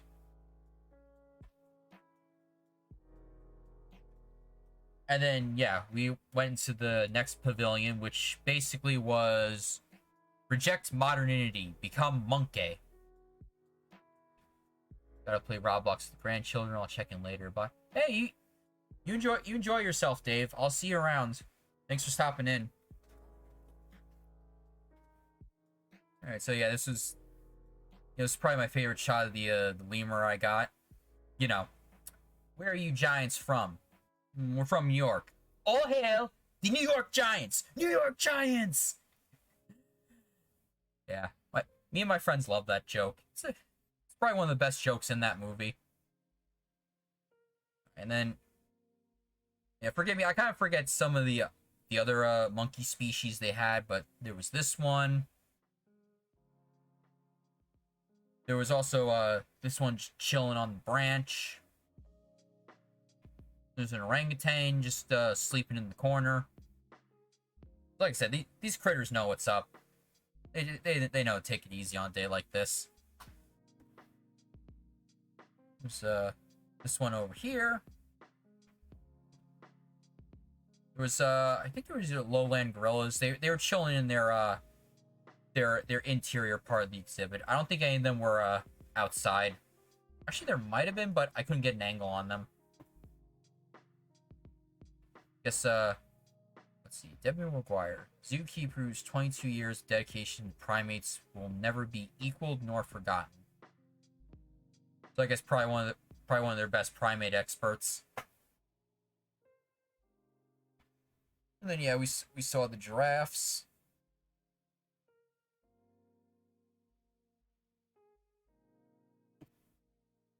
The cheetahs were chilling.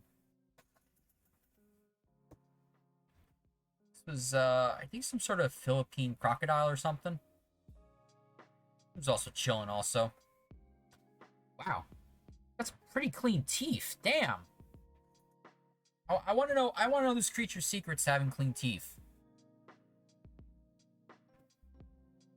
This was, I forget what this primate was, but they had like an outdoor exhibit, and yeah, I managed to catch photos of them as they were swinging in from another part of the exhibit. Got some pigs chilling out in the mud.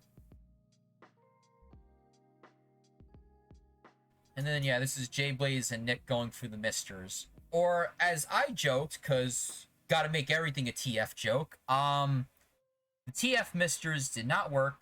I do not have a fluffy tail or a part-time job at this zoo. I am still a regular human being. So, you gotta work on that, zoo. I kid. But no, the misters were actually much appreciated, because, you know, it was hot. Got some giant anteaters, you know, big old snoots.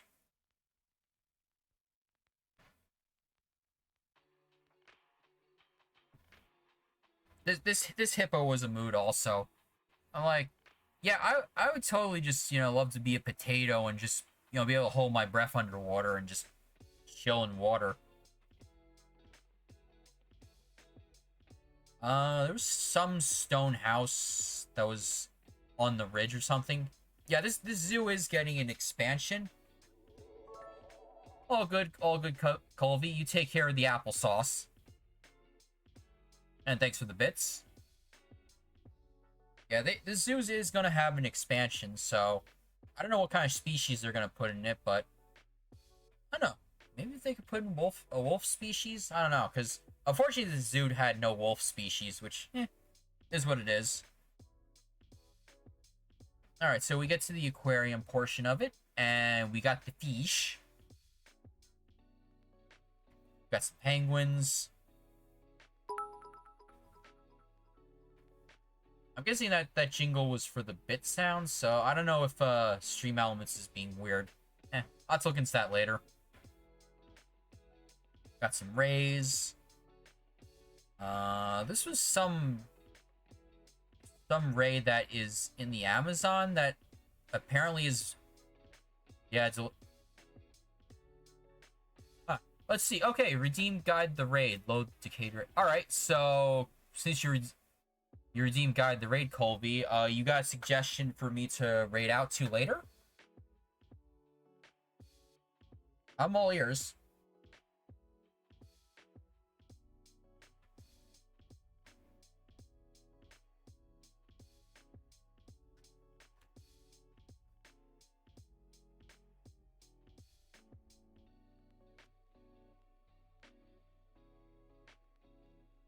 Or if you got nothing at the moment, I'll either me or one of the mods will look at the end. Okay, let me. If you're still around at the end, you know, feel free to drop a suggestion. If not, I'll just either refund you or I'll just keep you in mind for a future stream. So yeah, this ray apparently has only been discovered for like about a decade or stuff, so people don't know much about it. Which, you know, I mean, it's pretty interesting, you know, discovering new species every day. Or at least discovering them before. Oh, let's go build a highway for everything. And I'm like, bruh. Alright, so here's the piranhas. You know, I was joking about... Me and Jay Blaze were joking about feeding annoying ex-band members to the piranhas, but... Oh, this fish is probably the cutest photo bomb I took. You know, just take the photo and this little fella's like, hey, look at me, I'm in here. I'm like, this is desktop wallpaper material. Let's see, there was, I think this was like the only real shark species I saw in here. Excuse me. And then, you know, I left the aquarium and... Lo and behold, I find sea ots. So, you know, I took a few photos of these fellers. Yeah, that's a mood also, just, you know, floating in the back of a pool on a hot day like this. Alright, there's a... I forget what seal species these are, but I guess that's the female one. And I have a funny story about the male seal in this exhibit. Because when I was taking photos of the seals, I hear like all this yelling and stuff, and I'm like, is there a drunk guy in the zoo already? And then when I get over to the seals, I see the male, doing his seal noise. I'm like, oh, that explains a lot. So, yeah, I thought the seal was a drunk guy.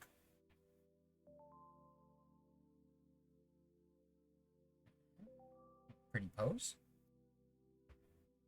And so, yeah, you get to the bottom of the hill, and there's underwater tunnels. I think this one was supposed to be the polar bear exhibit, but spoilers, I'm sure the polar bears are chilling in their air-conditioned quarters on a day like this. So go through, and then there's an underside to the sea otter enclosure. You can get pictures of them. I tried to do the best I could with my phone camera, and plus these little guys were smart. They knew how to avoid my camera, and I'm like, thanks guys. Get that. I'm just swimming around. And then I like this shot. Oh, God, I just wish it was in better focus. And then yeah, here's the drunk seal I was talking about earlier. They swimming around the enclosure also. Yep, that's one of their secret tricks. And then yeah, that was a wolf plushie I saw for sale. It's cute. I didn't get it because I'm like, $28. I don't know, probably not. So yeah, we did the zoo, and Nick was going to see another one of his poetry friends. So we did some stuff to kill time, and first thing we did was we went to the Point State Park I was talking about earlier. The part of the city where the two rivers combine into the Ohio River. We stayed for a few minutes, not too long, but this parking lot was $13, so that was a little bit of an oof. Yeah, there's the bridge, a bridge. And then yeah, they had I'm guessing this is one of the paddle boats where you basically all the passengers pedal it to make it move or something. They had the land version with it was basically like this vehicle that you pedal, and there was like a bar on top of it, so it was pretty hilarious. And there's the fountain, which if we had spent more time, I would have dipped my feet into it because it was hot. You probably saw this if you're following my Twitter feed.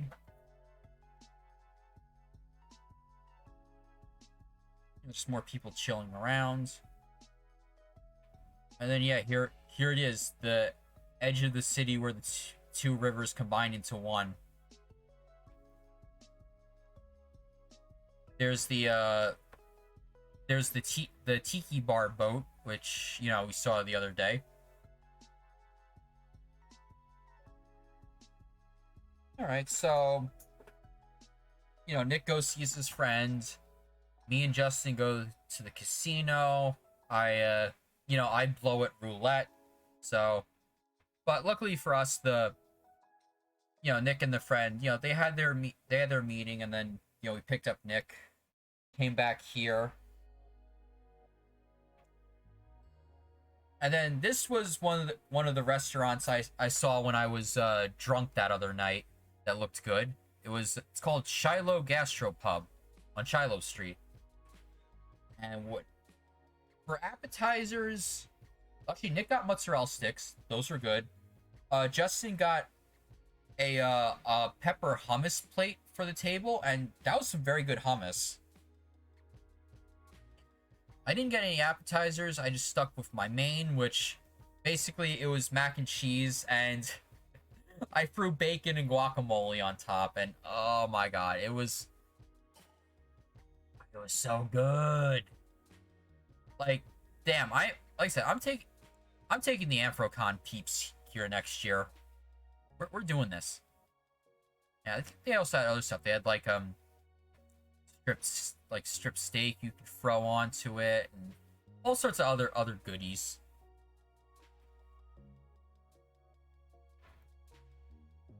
And yeah, this was a photo of one of their upstairs dining rooms. Pretty interesting. And then yeah, we spent the rest of the evening at this other bar up the street, and we got roped into musical trivia night. And shockingly for either Jay Blaze or Nick carrying us for the most part, we actually scored third. Hey there, Diamond. How's it going?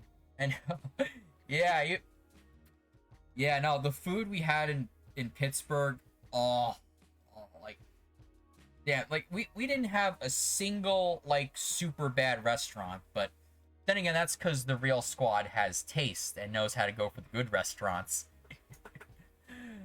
Hey, well, like I said, welcome on in.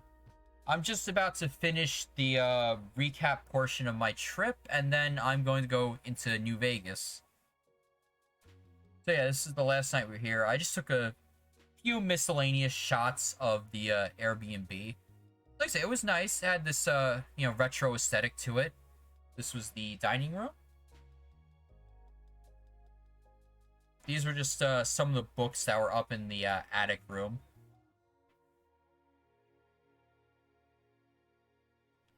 Okay, so technically there were 4 bedrooms in this Airbnb, but this one was the smallest. And okay, technically it didn't have an air conditioner, but I think we were supposed to take the AC from the closet and put it in there. But basically, I took the attic. Sports Wizard took one of the larger master bedrooms. Jay Blaze took the other large bedroom, and then for the first few days, Nick slept on the couch and then took over Sports Wizard's room when he was done. So none of us used this room. But yeah, it was tiny. Just back up in the attic, the old school desk that was up there. Just some random records that were in the Airbnb. I don't think they even had a record player to play them on. They were just kind of there. Got a lamp. And just one of the bedrooms. Painting. This, I guess, some random thing that we're using as a dresser. Yeah, back door needed a bit of work because there are no glass panes in it. And yeah, I took one more view of the corner, which while we were staying there, the property managers chopped down the tree that was there. It wasn't an old tree, it was like a somewhat young tree. I don't know if it was an oak or something. It had like these little seed pods with like one seed in them, but I guess, whenever they purchased the house, I guess there were plans to get that thing out of there. Or the neighborhood. And there's the front of said Airbnb. I mean, like I said, would I recommend it? I guess I would. It wasn't too terrible. Just, the fact there's only one bathroom is kind of like, eh. So, we leave Pittsburgh. We take another way out of the city. I think it was like 22 to like 99 to 80, and it was a lot smoother, a lot less stupid curves and stuff. We had to fight our way through a few rainstorms, but eventually, yeah, we ended up in Pennsylvania, and yeah, we were at a gas station, bathroom, changed drivers. Jay Blaze would rest for the next segment, Nick would take over, and yeah, this was pretty much the street there. I find it amusing. There was this burger place called Urban Burger, and they had all these Tesla charging stations, and it was off the highway. I'm like, gee, I wonder what demographic they're going after. House over. All right, and then yeah, just some of the mountains. And then yeah, we meet one more of Nick's friends out in the Poconos. we stopped at a local restaurant. Wasn't bad. I had their nacho special and it was good. So I GTO, and then yeah, eventually we got home and yeah, this is all the photos I have. This last one was some green tea I got in one of the convenience stores in Pittsburgh, and it wasn't bad. Although I think the Turner's Dairy was a lot better. Let's just say that was the better local brand, and yeah, it's a Noodle Dragon advertising green tea, and like, Noodle Dragon, where have I seen that before? Right, and that's pretty much it. Yeah, so once again we have another like hour and 50-minute segment of me doing Pittsburgh.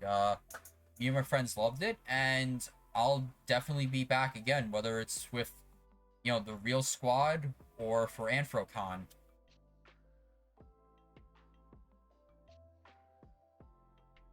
All right, I'm just gonna turn that off, and I'm gonna take a quick 10-minute break before we get into New Vegas. If anybody has any questions or wants me to go back to see something, I can totally do that. But for now, I'm gonna take 10 minutes, get some more water, and I will be right back.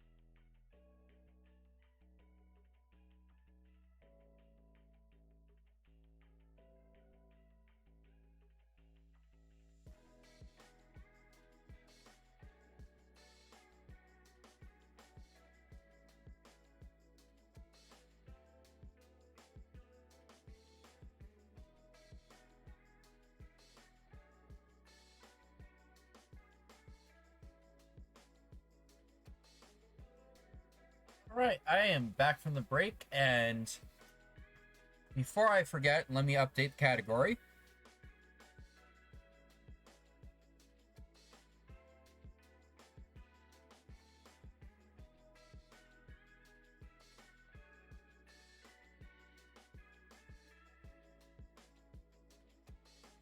Alright, that should be successfully updated.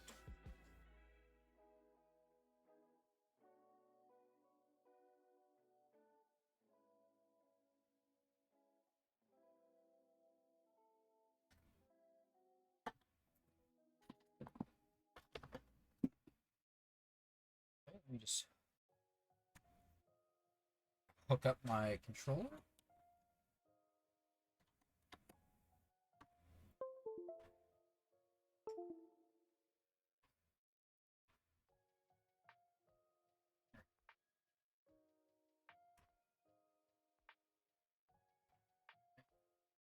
Pause the music for now. Let's see, I have it on. There we go.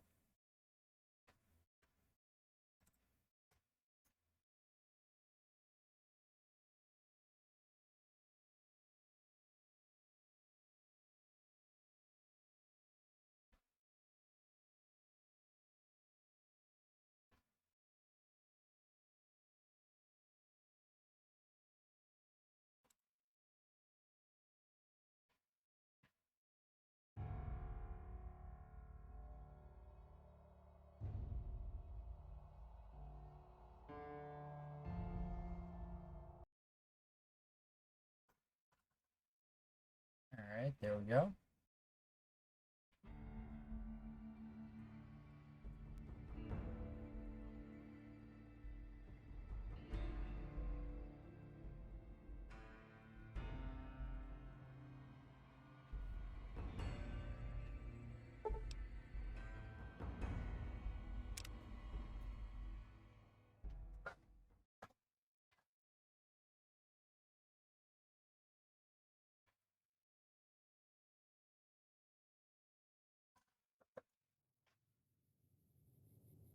Alright, so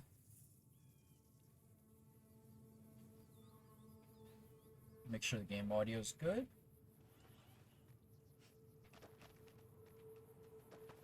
Alright, should be good. Let me know if I need to adjust it or anything. But previously on this game,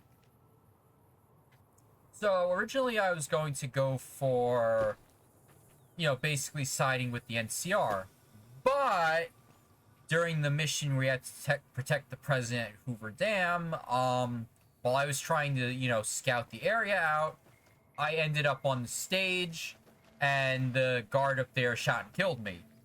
And because I didn't have any other saves that were near there, I'd had to take it. So, the game was like, oh, you let Kimball die. And I'm like, no, you.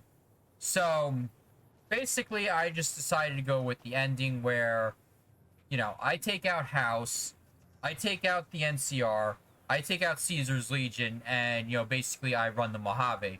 So, we did that ending last time, and unfortunately, me and the chat didn't realize that you can't, there's no post-game after you do the final sequence. It's just, the credits play out and then it boots you back to your last save. So,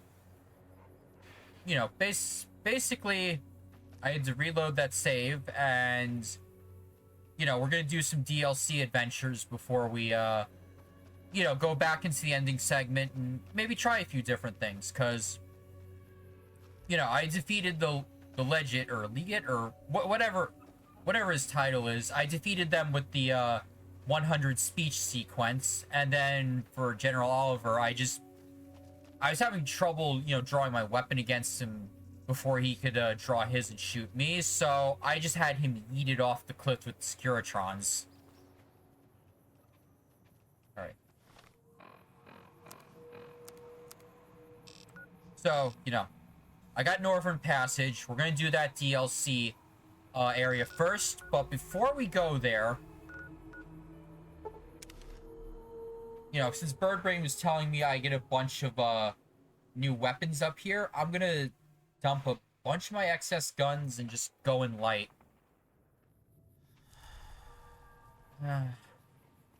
Actually, first... Careful. They got spies all over. Oh, hey, it's No Bark.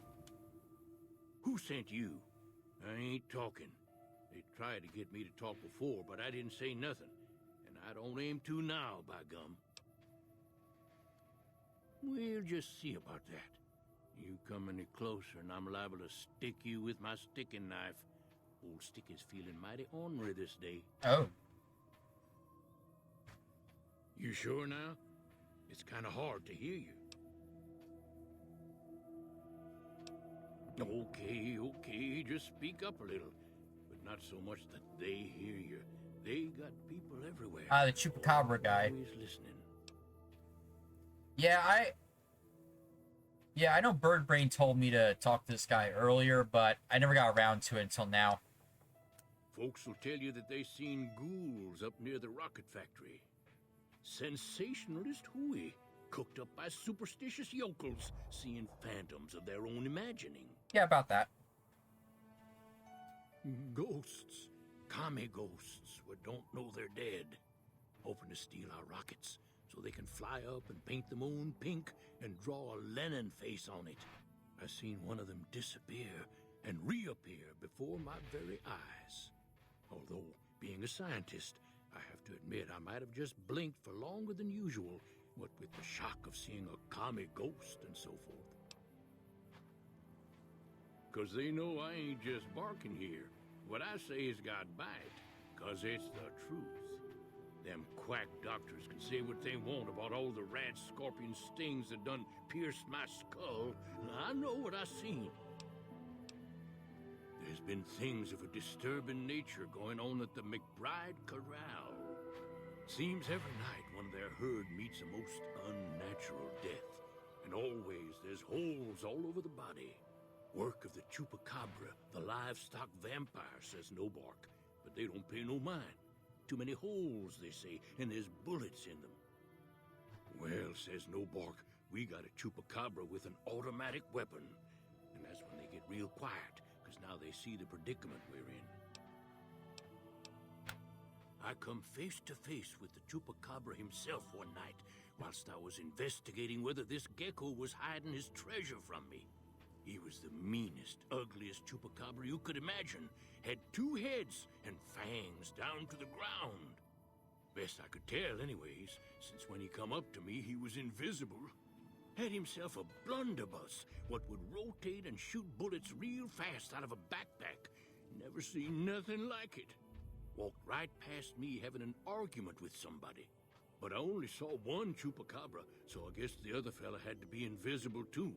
Only more invisible than the other one. Okay. Yeah, no caravan. If anyone asks, we never spoke. Oh, right, 'cause my gear off. Let me check my stats. Okay, it looks like I don't think I'm addicted to anything. Alright, everything seems normal with my stats. Okay. Hold on, I gotta make a nice, slow walk back to my room.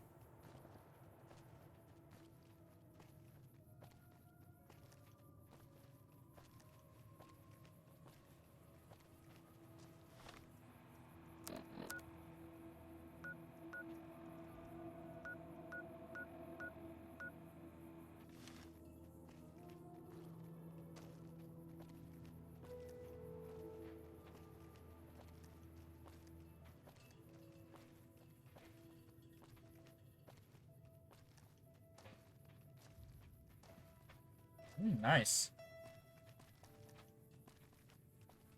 Yeah, and I heard, what was it, recently Good Springs basically had a Fallout convention. There were like 500 people that showed up.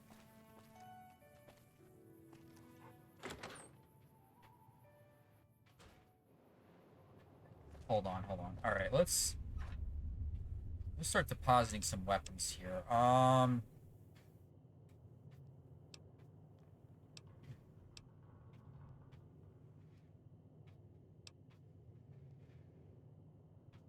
So I'm gonna deposit that.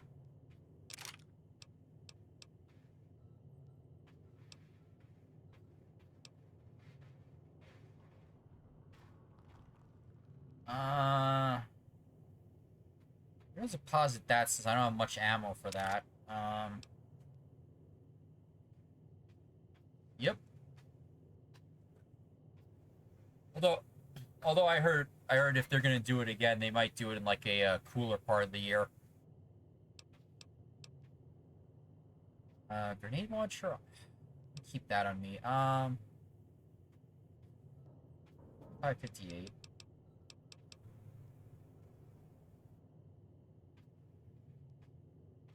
So I'm gonna deposit that. I still have a lot.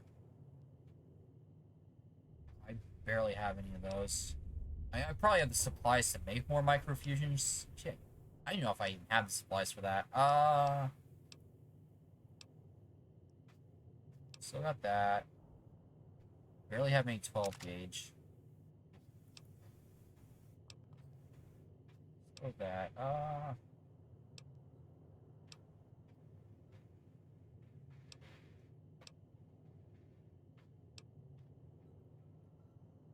Here, look.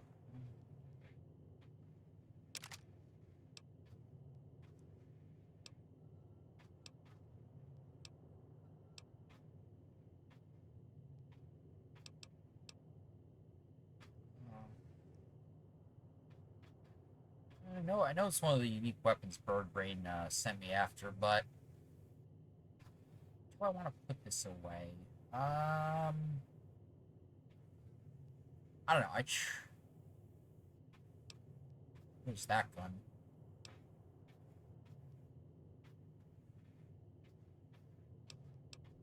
Actually, I may just shelve this for now.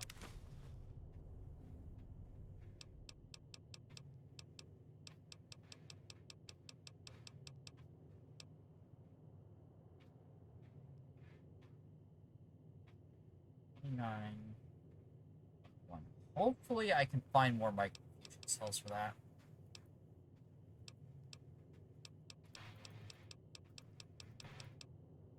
Right, so that should be good.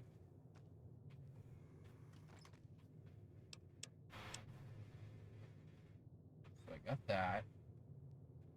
Actually, let me see. What you got on you? Ooh, got something good for me? Is it a dress? Actually, I need that. Right, I still have to find out what happened to your golf club.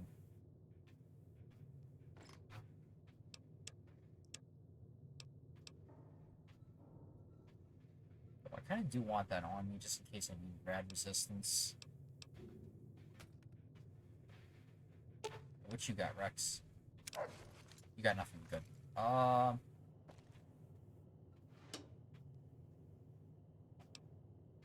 is that? No, that does not go there.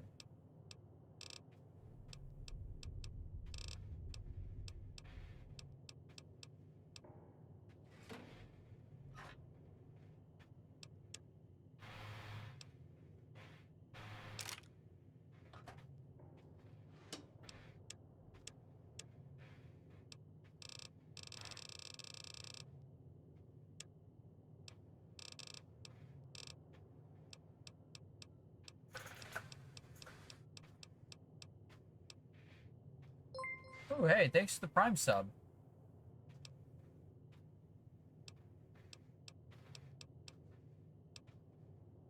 Yep. So, yep, you do have access to my set of emojis.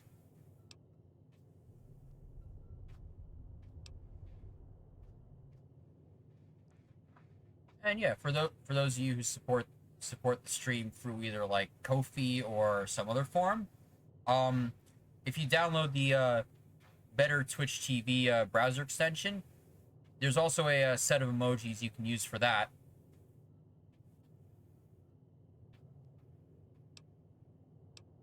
I think eventually I'm gonna probably have a lot more Better Twitch TV exclusive emojis, because I'm pretty much out of slots. I mean, I don't know if I have access to follower emojis, but I don't even know if there's anything I would really do with like tier 2 and tier 3, because I mean I don't want you all put out for that kind of stuff. Nah, tier 1's fine.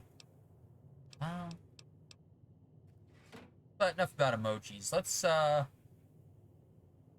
some sleep and then let's hit the road.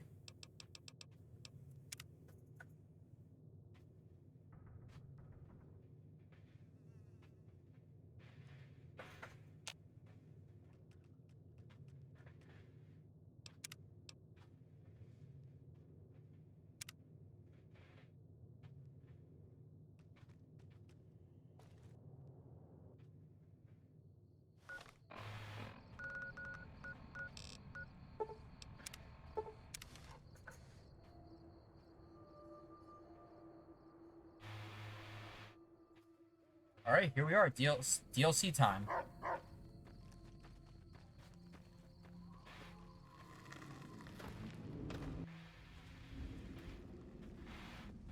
Alright.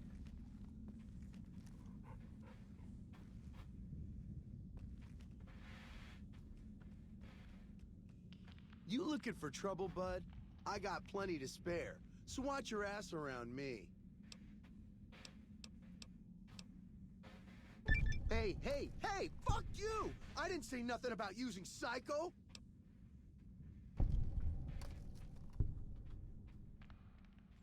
You wanna know what I do, bud? Anything I fucking want. I'm one of a kind.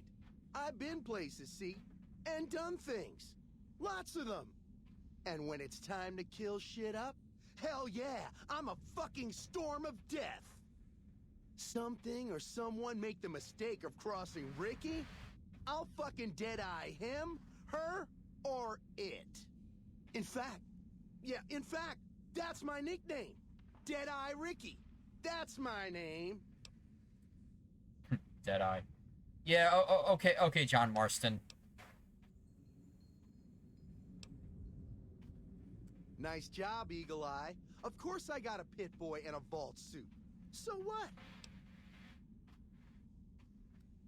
How you think? I shoot things in the eye. That's how good I am. Yeah, I'm that good.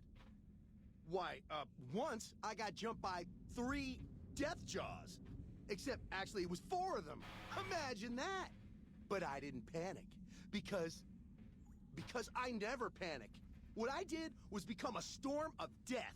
Shot every one of them monsters pop in the eye. It's gonna be one of these days, isn't it? No, you heard me right. Death jaws. They're like death claws, but bigger teeth. Or there was the time one of them Steel Brotherhood assholes made the mistake of messing with me. Last mistake he ever made. I was walking along, minding my own, and up pops one of them Brotherhoods. He yells, "Hand over that laser rifle, asshole!" So I hand it over, just to make him think I'm scared. But really I'm not. I never am. Before he knows what hit him, I draw my 11mm machine gun and bam, bam, right through the eye slit in his helmet. DOA. There so is. Or was it 9mm? Or 10? I don't know. Don't care. Said I was good at killing shit up. Never said I was good with numbers. Okay. Well, I grew up near Dayglow out west, so yeah. I grew a third nut that glows in the dark. Wow. Yeah, you're lucky I don't have the nut command set up on stream yet. God damn it! I didn't say nothing about using Psycho. But, just talking hypno-theoretically here. Got any suggestions?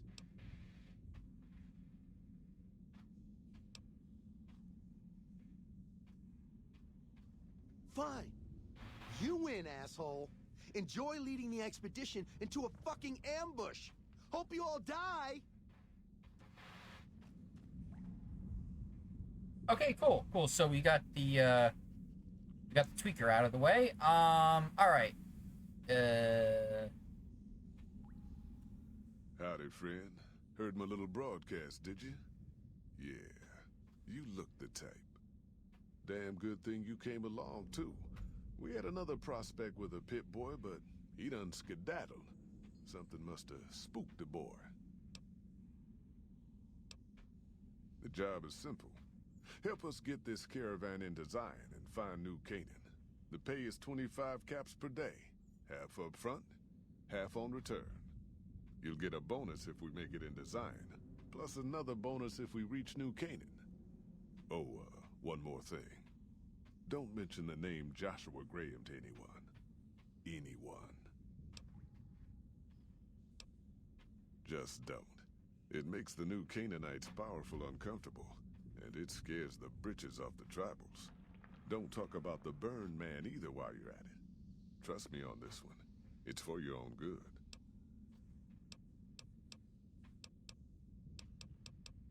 Yeah, reckon you will.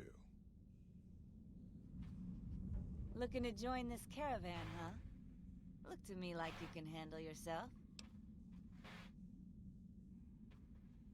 Earning my keep. Jed hired me on as a caravan guard for this expedition of his. The work suits me. I've tried staying put in one place, but it never works out. Grew up in New Reno, and I couldn't put that snake pit behind me fast enough. Then I wound up wasting the prime of my life playing sheriff in Caliente. Little town north on the 93. Talk about a pain in the ass. You ask me, best to keep moving. At least the scenery changes. Imagine New Vegas if there was no Mr. House-type fella keeping the peace. Then give everybody a gun and a jet addiction. Town's run by a bunch of crime families. No law to speak of. Make trouble and you wind up buried in Golgotha outside town. The scuzz factor's off the charts. Non-stop whoring and drugs. Couldn't walk down the street without getting asked to star in a porn movie. So I got my ass out of there while I still owned it. Guess I figured the answer to every problem was rule of law. Naive, huh? Place lived up to its name, that's for sure. When you got fresh water and a trickle of geothermic power, always be some gang of assholes wants to kill you for it. Spent more years and took more bullets than I care to admit protecting that hellhole from dangers within and without. If it wasn't the 80s or the white legs raiding, it was someone from town drunk off his ass trying to win an argument with a shotgun. Got tired of shooting the folks I was supposed to protect. So, now I do this. What's the difference? Raiders is raiders. Bunch of them swept into town and dragged off 2 working girls. Deputies and me gave pursuit, straight into 80s territory. By the time we caught up with the girls, there wasn't much left of them, so we turned for home. Made it back to Caliente without further losses, but we was watched the whole way. Never seen so few people cover so much land. Goddamn creepy. If the 80s had wanted to kill us, we would have been dead. Guess they figured we weren't worth the trouble. Used to be they raided northeast of Caliente time to time. But then the Desert Rangers fell apart 10 years ago, absorbed into the NCR. Soon enough, the Whitelegs were swarming all over that stretch of I-15. Folks learned not to head north if they wanted to keep their scalps. Eventually, the Whitelegs destroyed the bridges across the Virgin River over in Arizona. End of discussion. Catch you another time, then.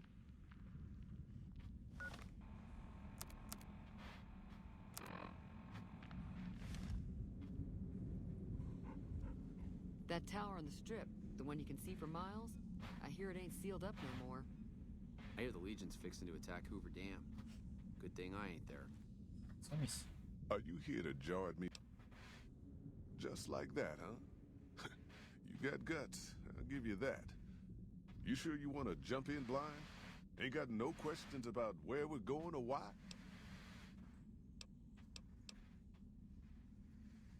Well, I ain't never been inside myself. Did some trading with the new Canaanites from their mission there, but that was all on the outskirts. All the old ways in and out were destroyed after the war, but we got ourselves the location of a pass the new Canaanites use. That's our way in. That's why I wanted someone with a pit boy on the caravan. The map will be helpful for checking the topography, keeping us on the trail.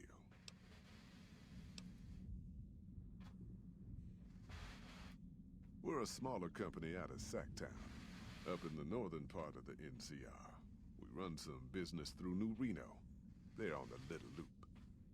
Had a nice run to Salt Lake City, too, but then we lost contact with New Canaan, and that went all to hell.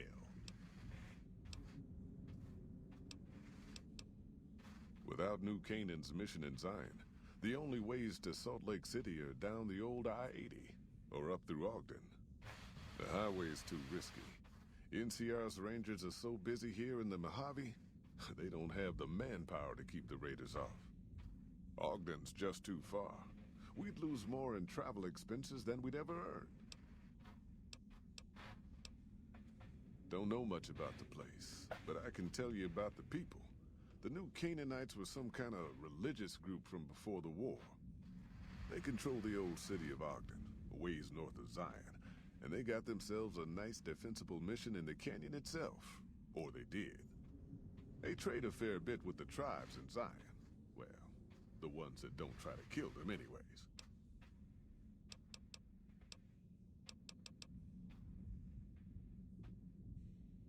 I ain't a praying man myself.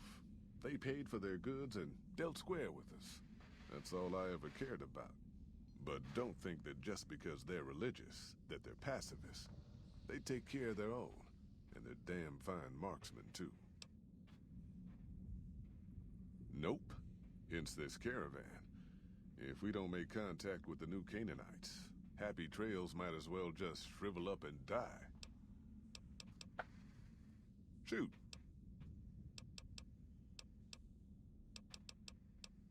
Well, it ain't good, I'll tell you that. It's not like the Mojave or the NCR. Hell, even Arizona under Caesar is safer. You got raiders all over the damn place. Tribes of degenerates that'll eat you as soon as look at you. Regional warlords, the works. Not too many decent places to stop and trade. New Canaan's one of the only ones left I know about. They're about what you'd expect. Crazy, jacked up on chems, violent as hell, and not too bright. The worst of the 80s, but we won't be passing through their turf on this run. That's right. The folks that lived in Zion before the war, they didn't just get a little savage. They're downright feral. Most of them don't even speak English anymore. You got to get yourself a new Canaanite translator to talk to them. The ones you really gotta watch out for are the Whitelegs from the Great Salt Lake. They'll attack just about anyone that ain't one of theirs. Dangerous enough we won't be going near them if we can help it. I got no desire for my head to decorate some little gas station fort's walls, thanks. Shoot. I bet you are. But we only got room for one more on this expedition. You'll have to leave your friends behind. Yeah, reckon you will. Alright, so only one companion on How's the this. NCR gonna protect Vegas if it can't even protect its own president? Oh, shut up. Alright.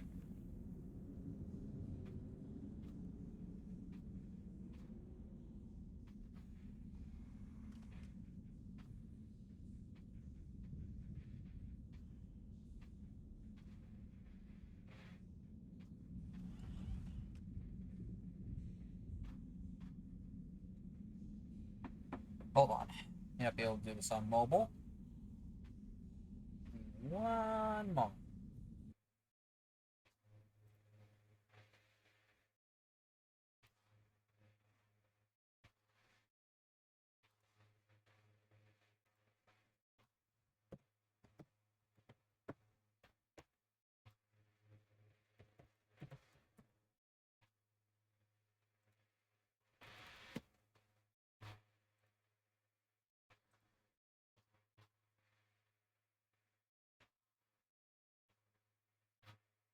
Alright, so I'm just starting a quick poll, And let's see who we are going to ditch. Are we going to ditch Veronica, or are we going to ditch Rex for this DLC adventure?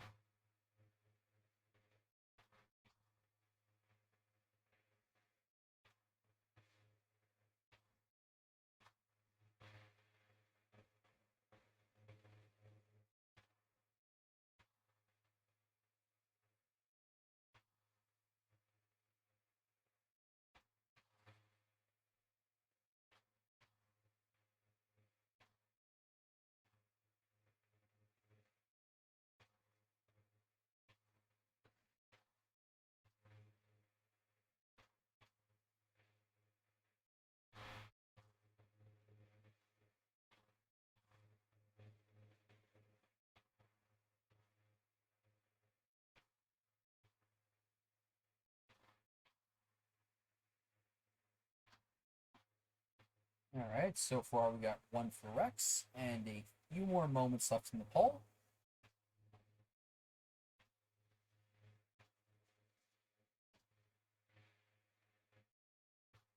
Hey there, Ramosa. How you doing? Basically, we got Robot Dog and Girl That Punches Everything.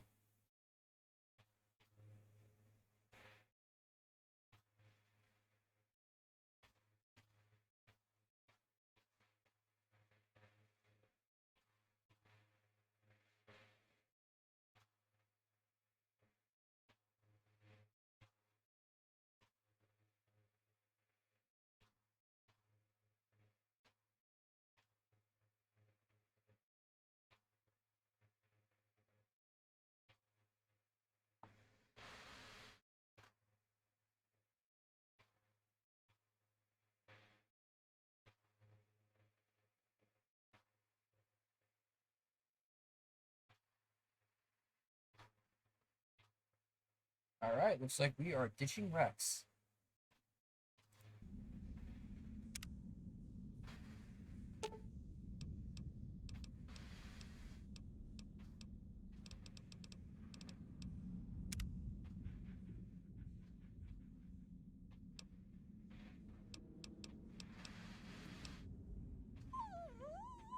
Yeah, we'll have you back.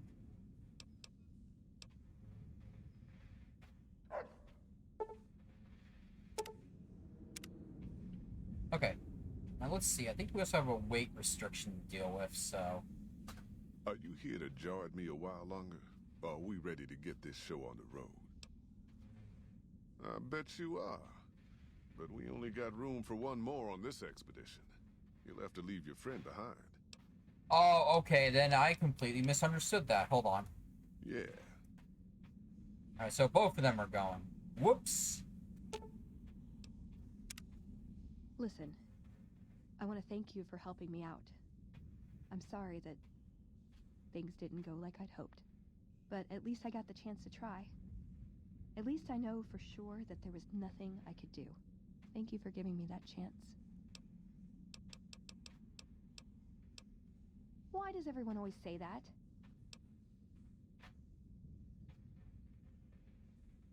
Nice! Can I order room service?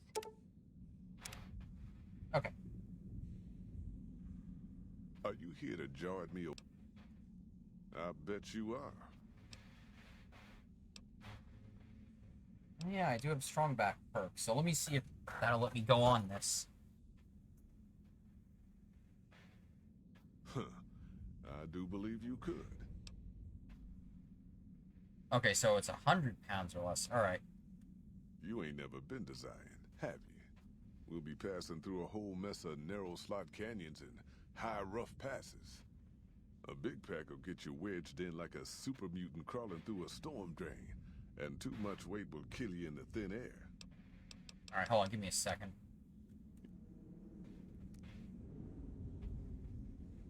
Oh, I could leave it in the crate, but...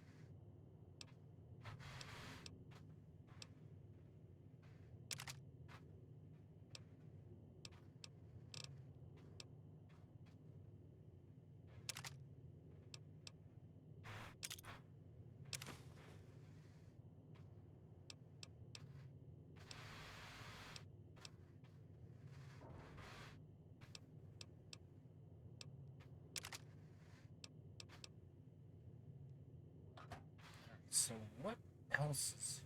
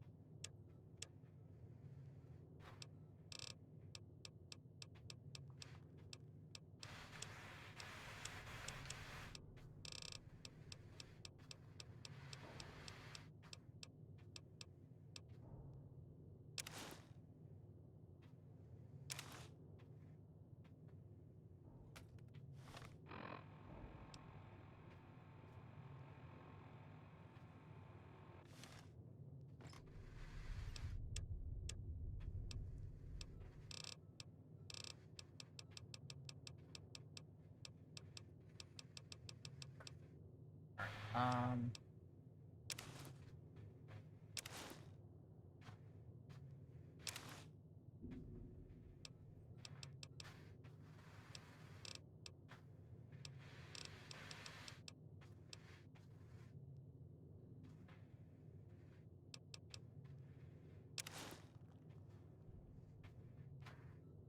So, let me see. So the one I have is 20, and that one's...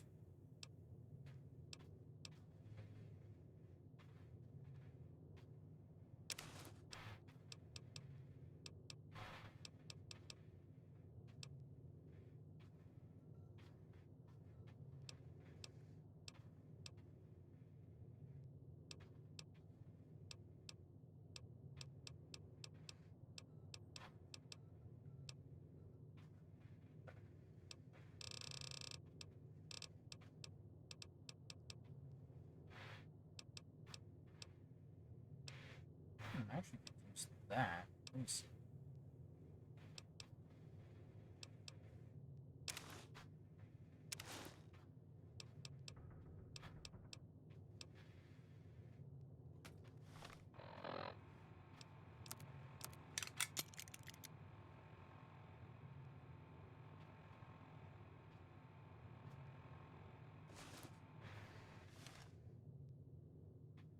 Okay. Let's see how this goes.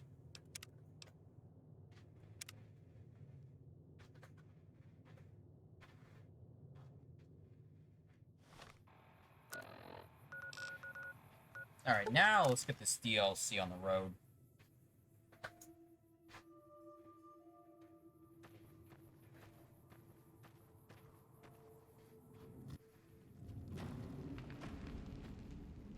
Are you here to Jordan? Are you now? You know we ain't coming back this way for a good long while now, right? And you know about the weight limit. I don't want no whining about old Mr. Masterson. I left my one-of-a-kind plasma cannon back at base. Can we go back for it? You sure you're ready now? Yeah, let's see what happens. Well, all right then. Let's get moving. We got a long road ahead of us.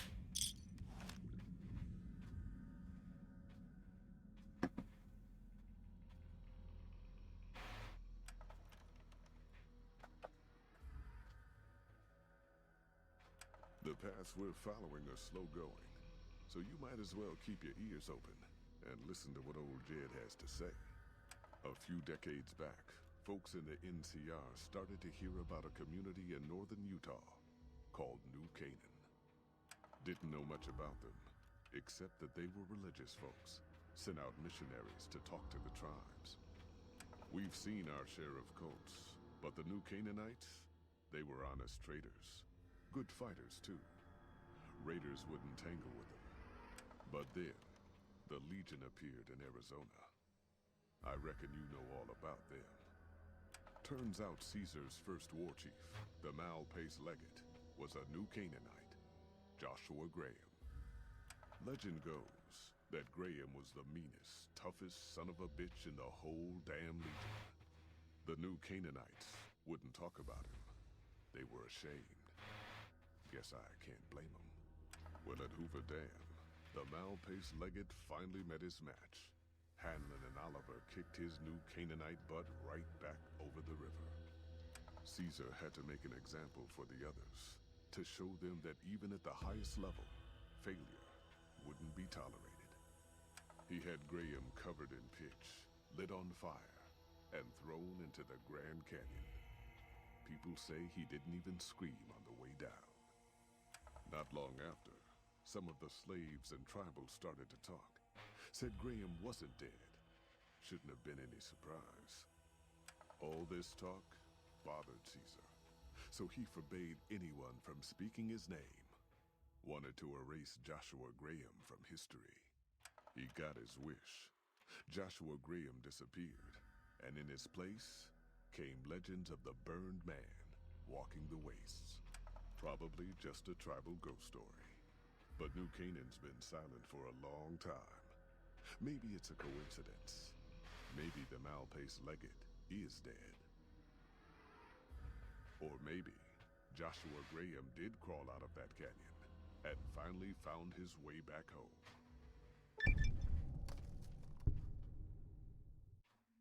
Alright, so just got an achievement, All right, and people. here we are. Been a long couple of weeks, but here we are. Zion. I know your feet hurt. I know you're tired, but I need everyone's mind on the trail ahead. Ain't the trail ahead worries me, Jed. Those descents we made through that slot canyon back up there. Ain't no way we're getting back out the way we come. And then what? God damn it, Stella heard you the first time. And the 15th, too. The new Canaanites will know a way. And if they don't, we've got the maps on our friend's Pip-Boy over there. Enough lollygagging. Get moving. And keep an eye out for tribals. Sorry to bother you with reality, old Jed. Who cares if we can't get back out the way we come? That's not a problem.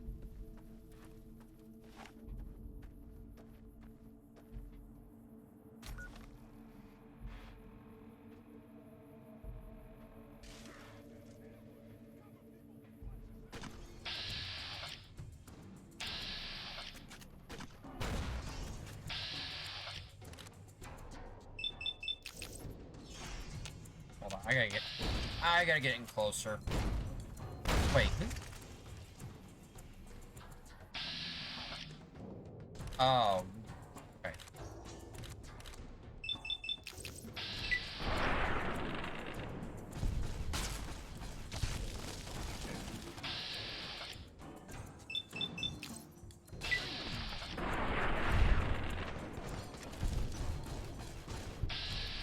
No.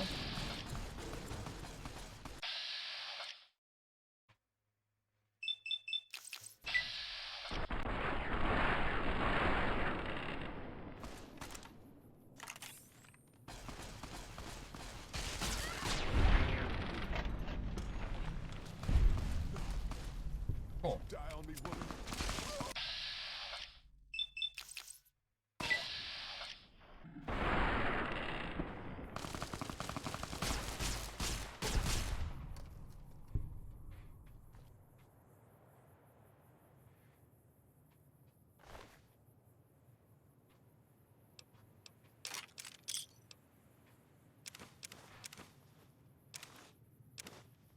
Hey there, 360. How's it going? Alright, so it looks like all the caravan got trashed.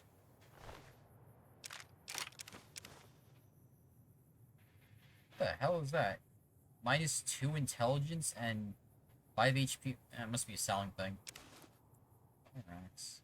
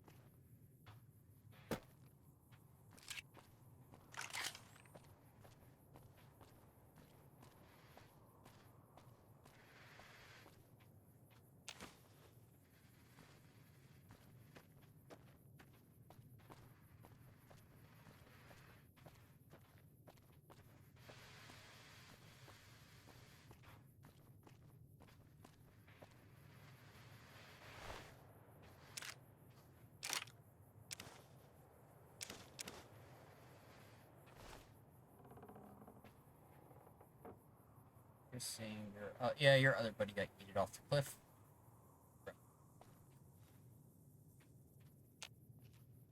Game? What are you doing, game? Game. Come on, don't. Oh. I was about to flip if I got stuck on that.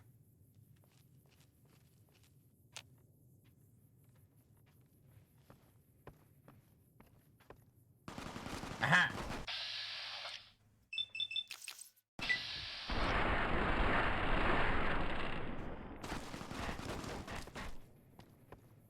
Hold on.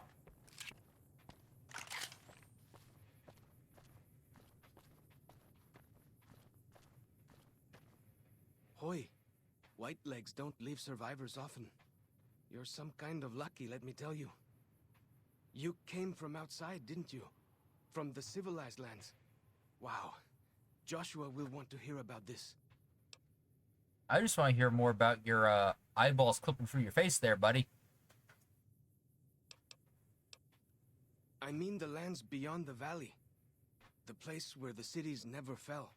Where people don't live in tribes and forage just to survive. Joshua keeps saying it isn't paradise out there. But how can it not be, compared to this? Sorry, I'm getting distracted. Joshua will want to know about you. Please, go to our camp on the Eastern Virgin. Tell him how you came to be here.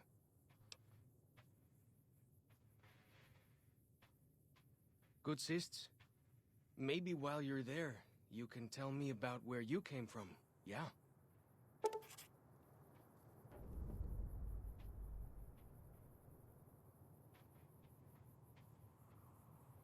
Interesting.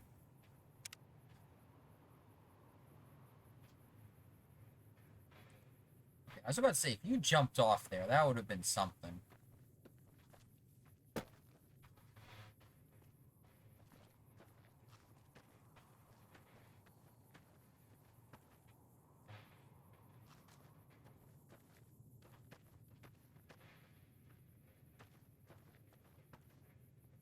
Hold up. See that log over there? Take a closer look. There might be some good stuff tucked in there. Bruh.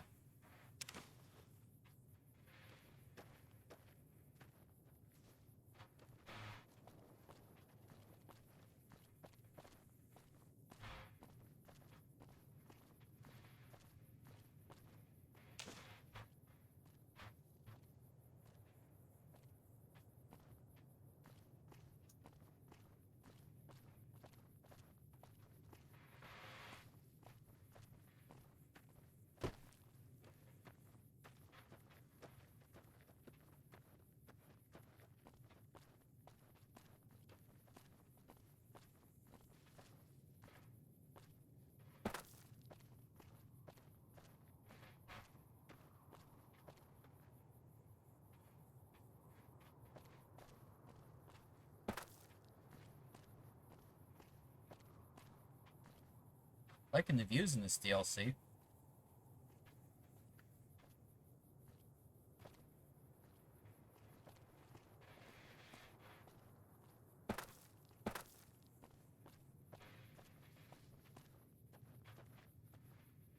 Like the shadow of a ghost.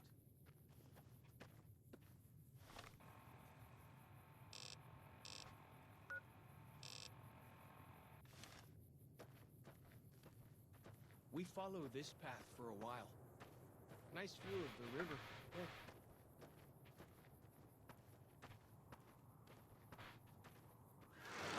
Breeze. Oh, these motherfuckers.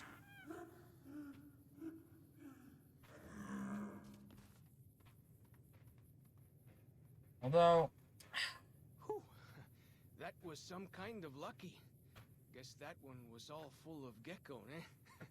Don't get used to it, though. Yaoguai are plenty mean as a rule. Damn, you were really close to me. Okay, I don't remember them being a problem like Deathclaws, so...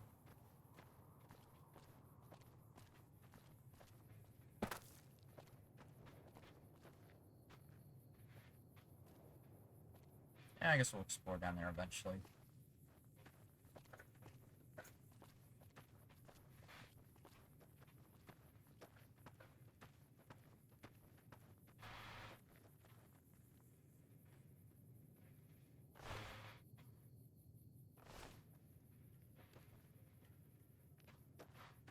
You can take the path north here if you want, or head east over the ridge.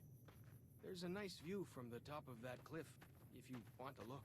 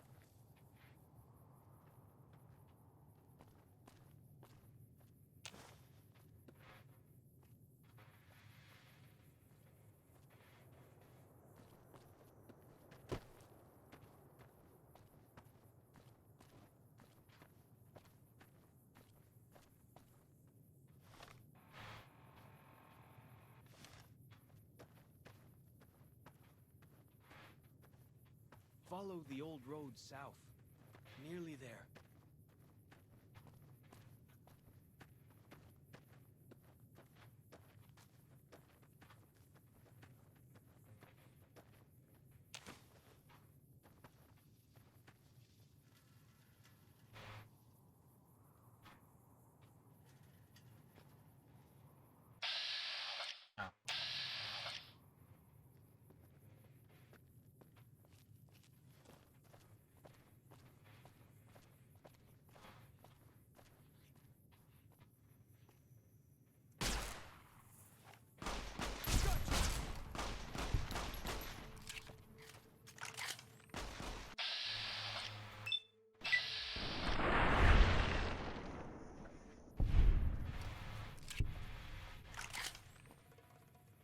You see the dead sentries?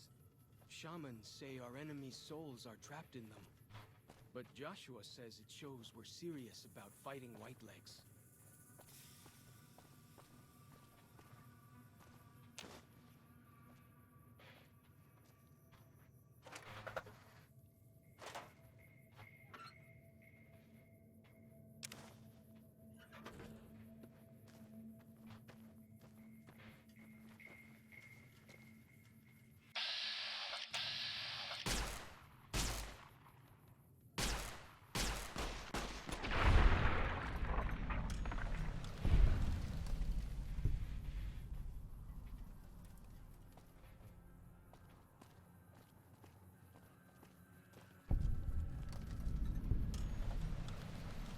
See those handprints? Dead horses and sorrows mark them on taboo places. Places from back when. Good thing for you, I don't buy into that stuff.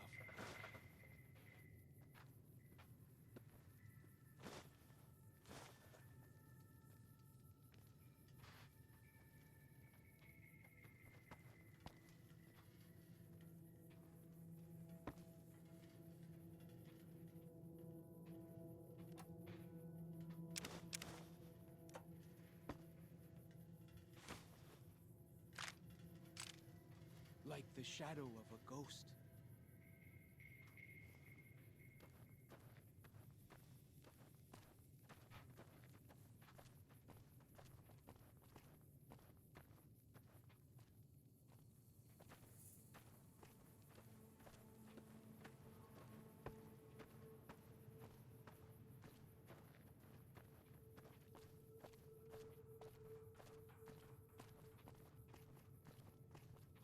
hang on.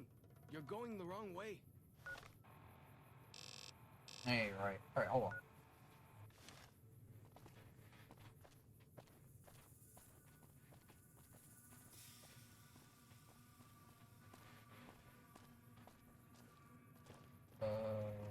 Okay.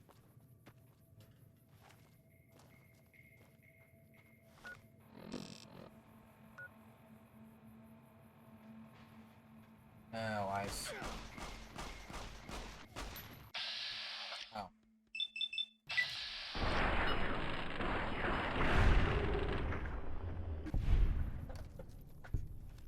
Cool.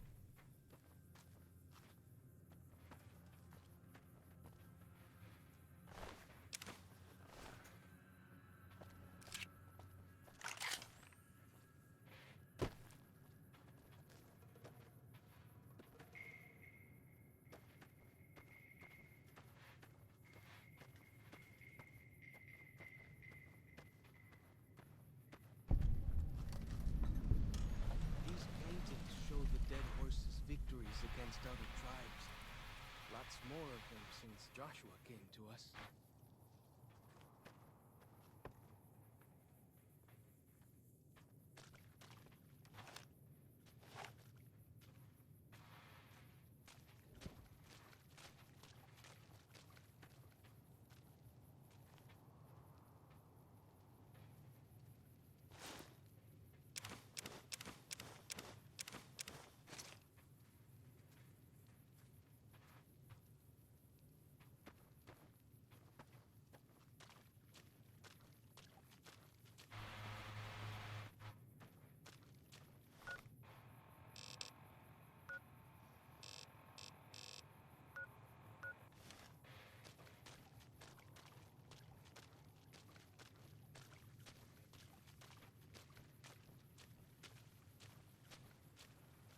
Nearly there now.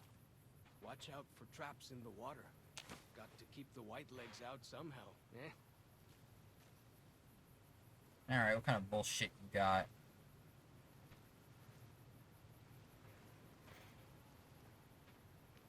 Okay, I see the bear trap.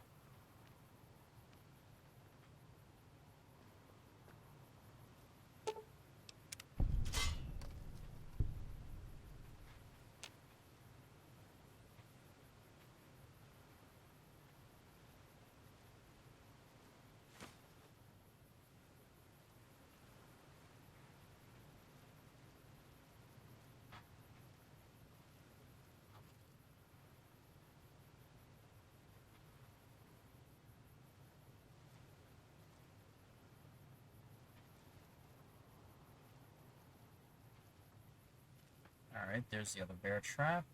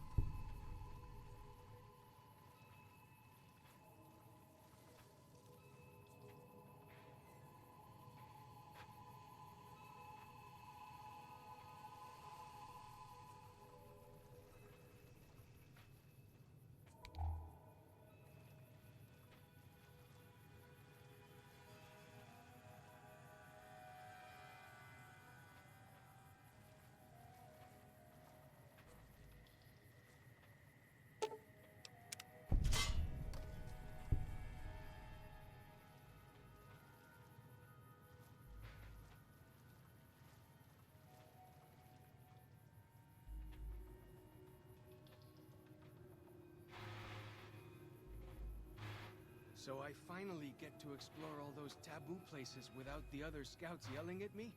Can't wait.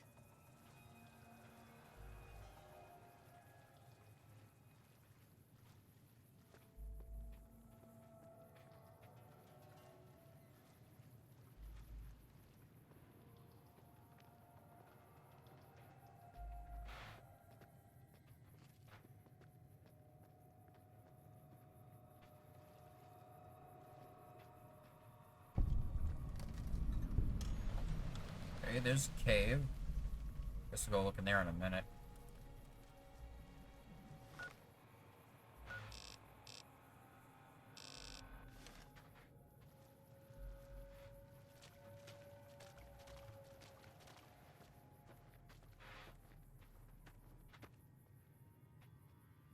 Here we are. Joshua's just ahead there, in the Angel Cave.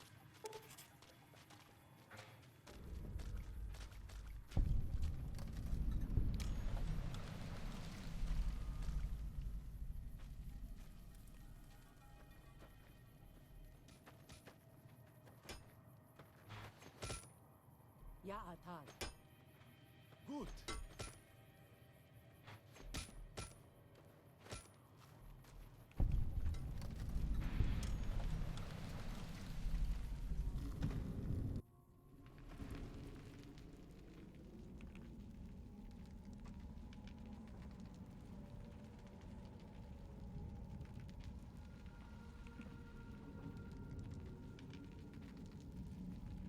Hoi. Auslander Zuka Joshua Graham?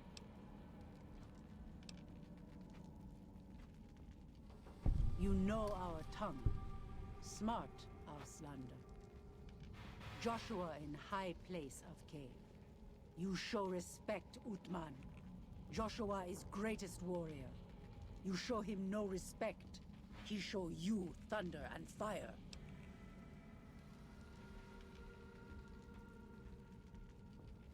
You wise for Auslander.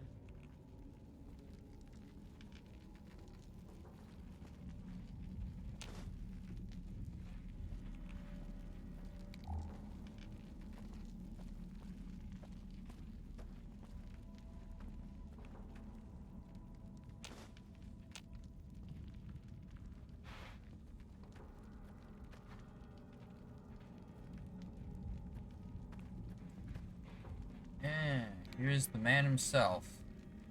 We should have given you a better welcome on your first visit to Zion. But from what I hear, the Whitelegs beat us to it. Whitelegs seem to be the only visitors we have these days. And I wouldn't have expected anyone from the Mojave to come looking for us. And you're a courier, no less. Not the one I was expecting, but I suppose he wouldn't have come with a caravan. I don't know if you were close to the other members of your group, but you have my sympathy. I pray for the safety of all good people who come to Zion, even Gentiles. But we can't expect God to do all the work.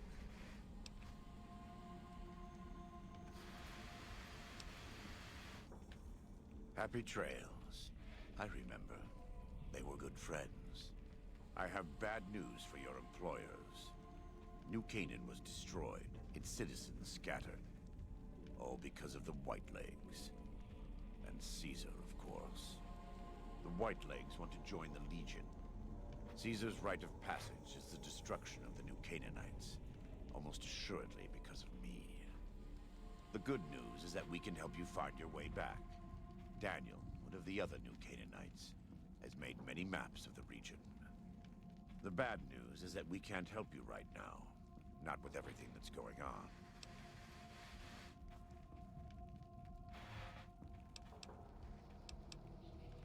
You're a good neighbor to us. We all go through periods of darkness. In such times, we can turn to the Lord. But it's good to have friends. Daniel and I need pre-war tools to help us navigate beyond Zion. Should we need to evacuate, these instruments will be vital to us. Normally, we would have some of the dead horses or sorrows look for them. But many pre-war buildings in the valley are taboo. They won't go inside. The Sorrows believe in a spirit that lives in the caves. Say the spirit punished them once for trespassing. They put special marks around the cave entrances to keep people out. It doesn't work on the Whitelegs, of course, but the dead horses are spooked. Hey there, Crafty. Welcome on in. Thank you. Follows Chalk can help you find your way around the valley. He's inexperienced, but he knows enough of our language to ignore the taboos about pre-war buildings.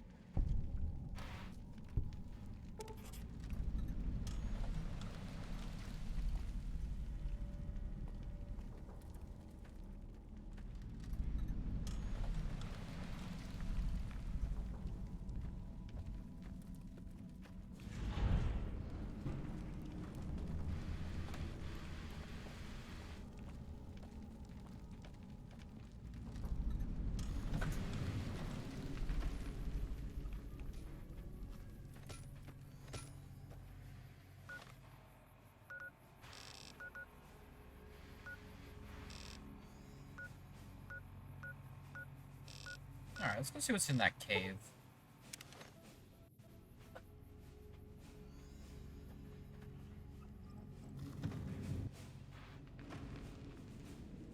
Like the shadow of a ghost. Ah.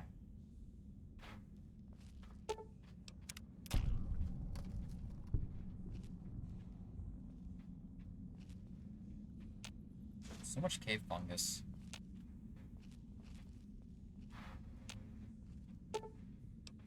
The spitter plants and the green monster men aren't native to Zion. Wonder where they came from.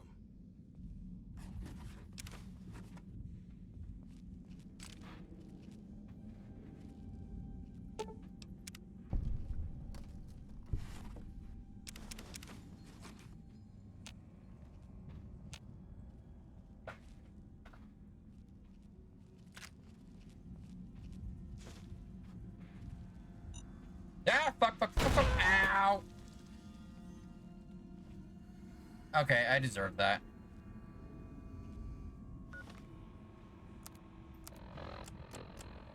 At least I have an assload of stim packs, so not the worst thing.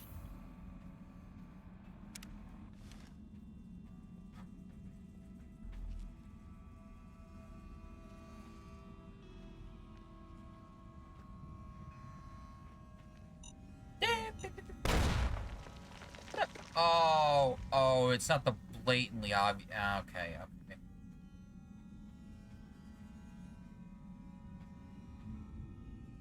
Alright.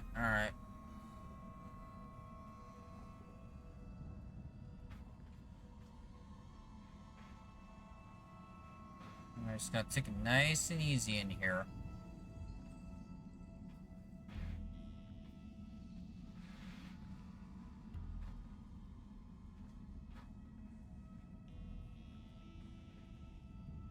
Alright, there's the other tripwire. Okay, there's one of the mines. It's right out in the open.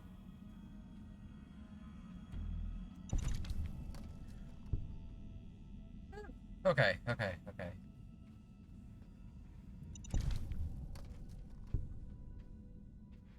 So, third one I gotta disarm.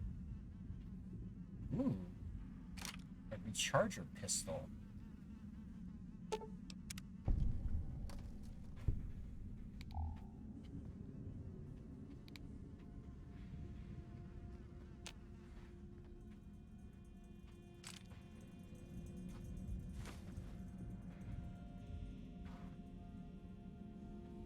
Bet they don't have anything as nasty as Yao Guai out where you come from, huh? Yeah, about that.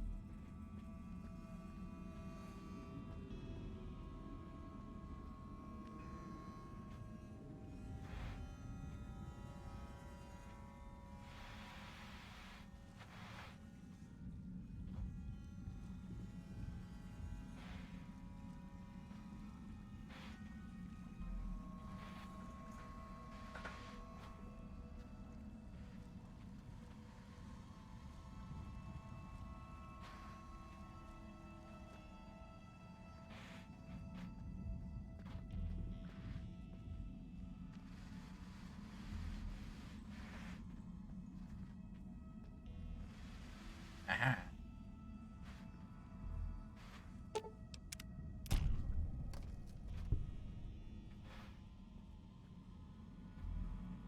Oh, that's cute. There's a teddy bear behind a frag mine.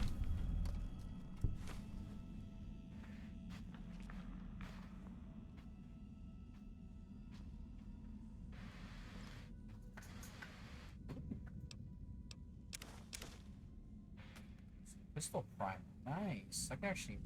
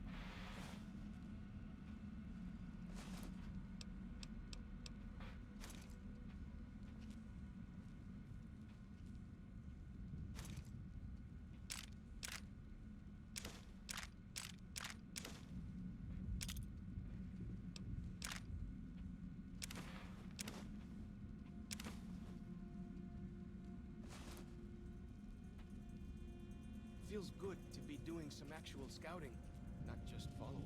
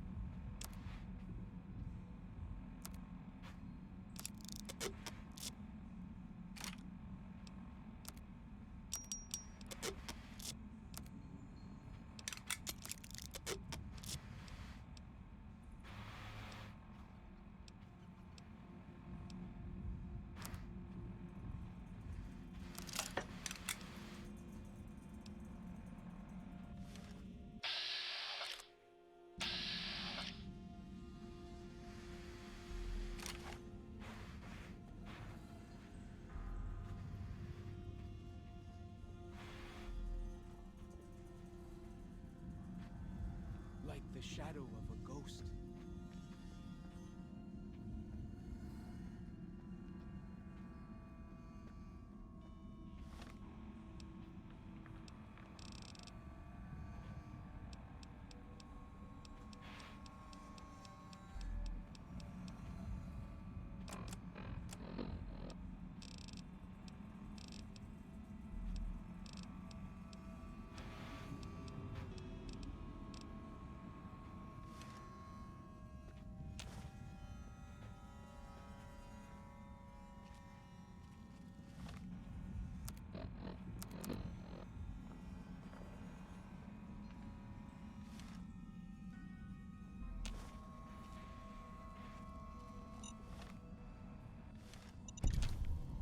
That was... Bitter plants and the green monster men aren't native to Zion.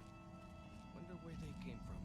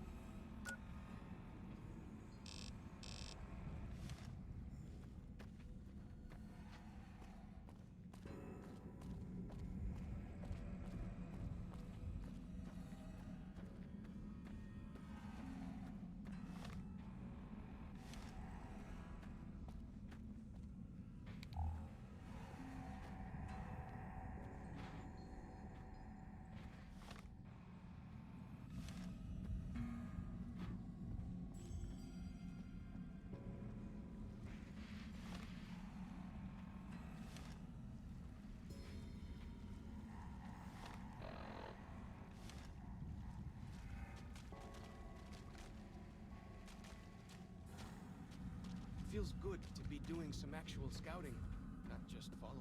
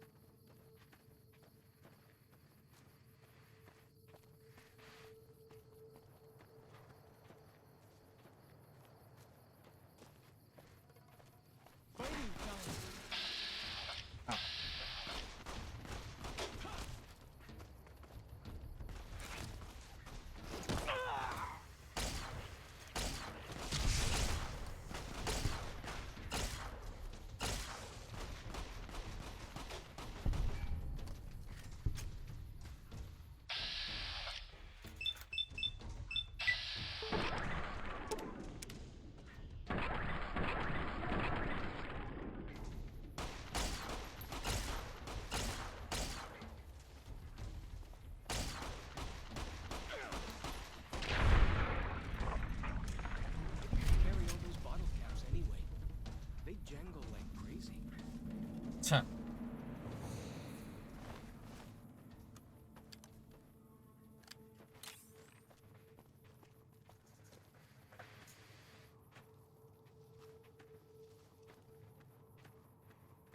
Like the shadow of a ghost.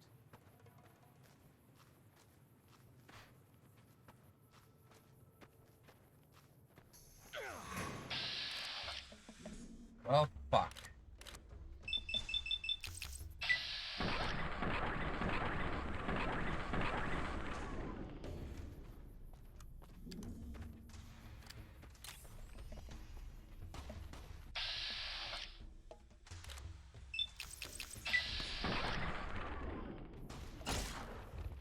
Oh boy.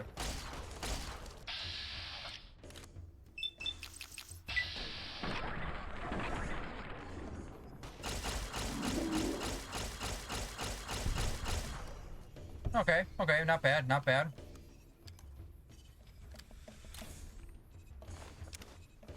Fighting time. Ah, motherfucker. Alright.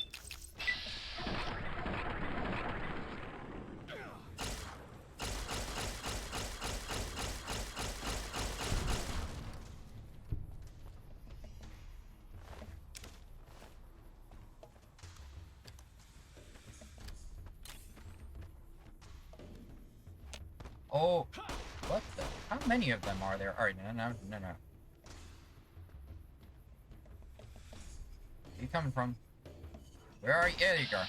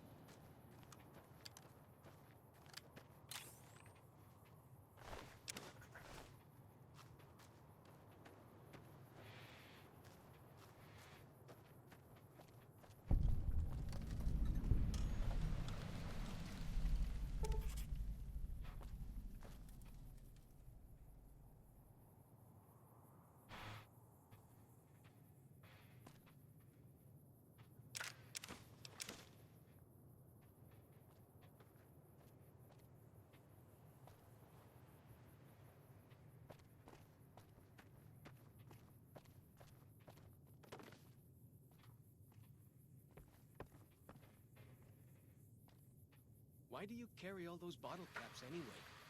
They jangle like crazy.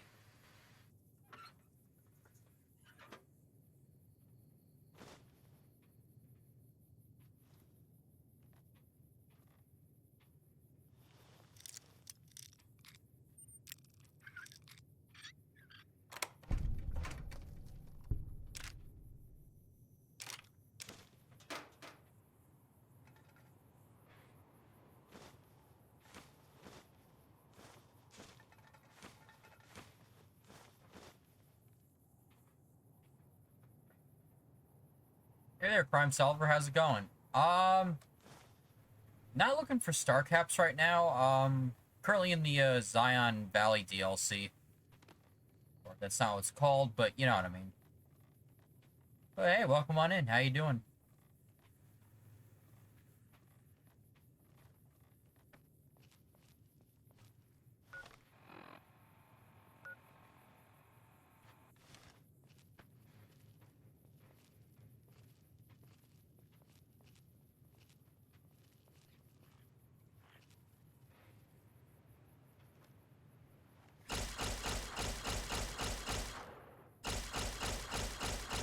Or wait, was that? Wow, I'm an idiot. I thought that was a living one. Where are you guys at?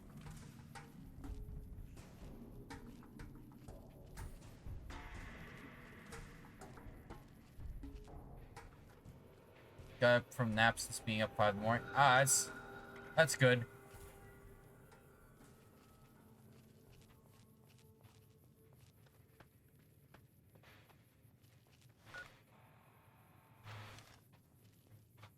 Oh. Just gotta make my way down there.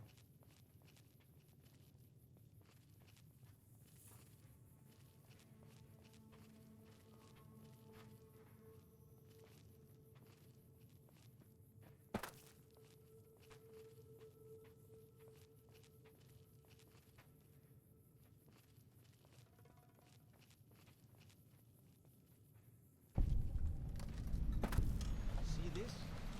This is why your own 2 feet are better than any cart. Whether it's pulled by critters or goes on its own.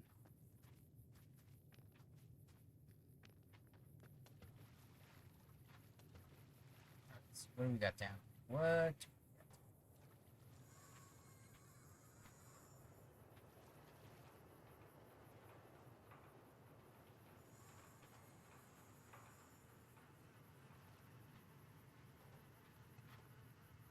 Let's see. Almost reminds you of the scene in Last Crusade with young Indy. Yeah, I could see that.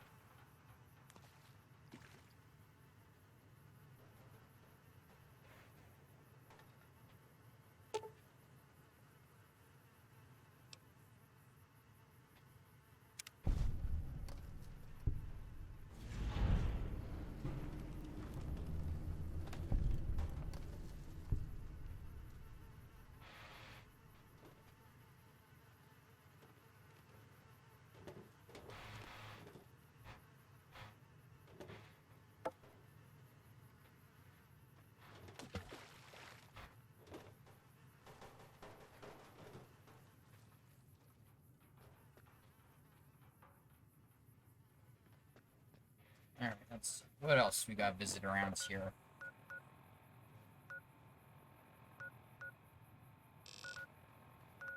Alright.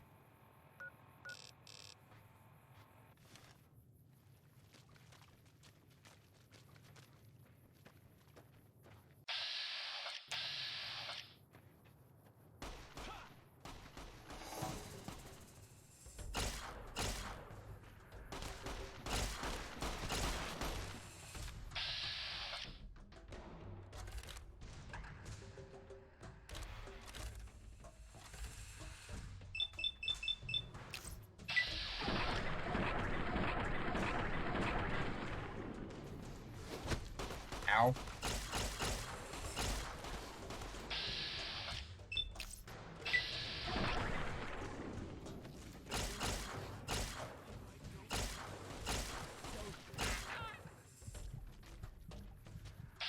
Oh, what the fuck?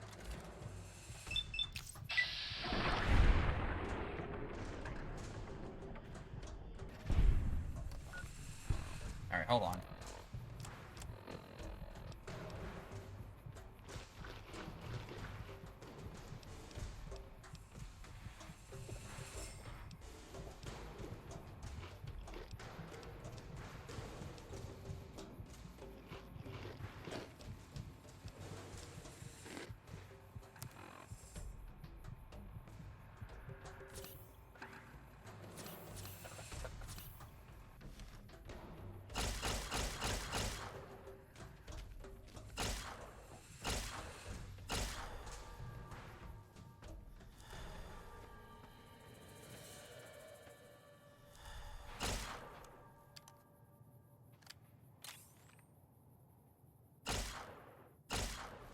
Correct.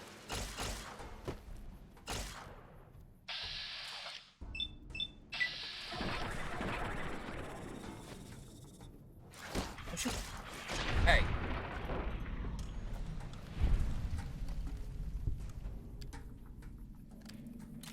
Damn, little annoying bastard. Oh, look. I'm not dead.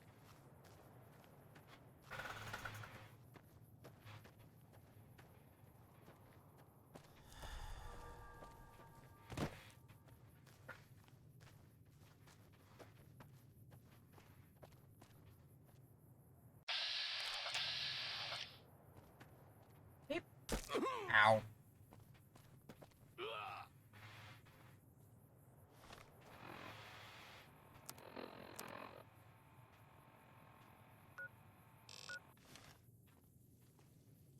Okay, there we go.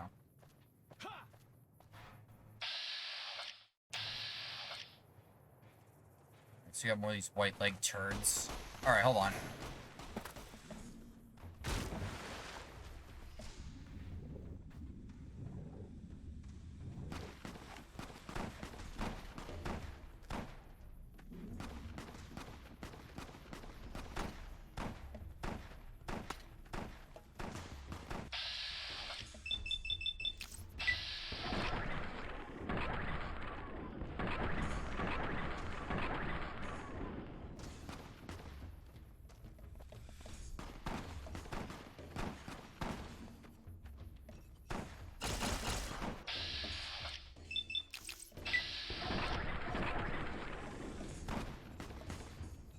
Definitely. Alright. Bruh.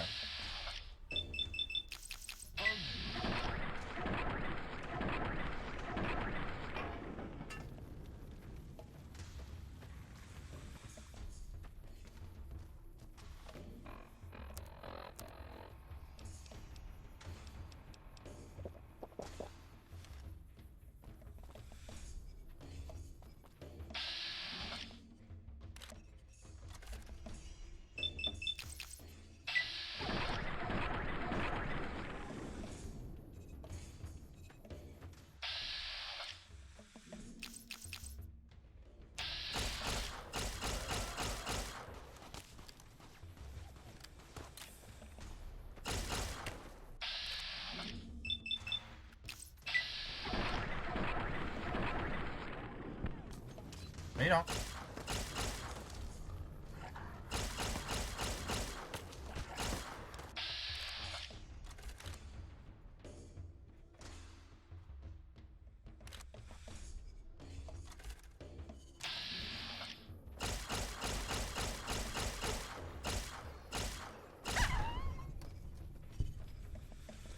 Alright.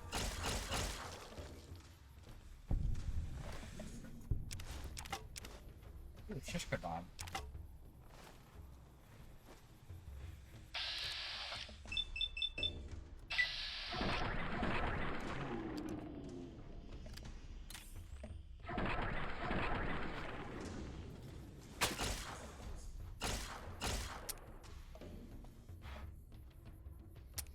Hold on.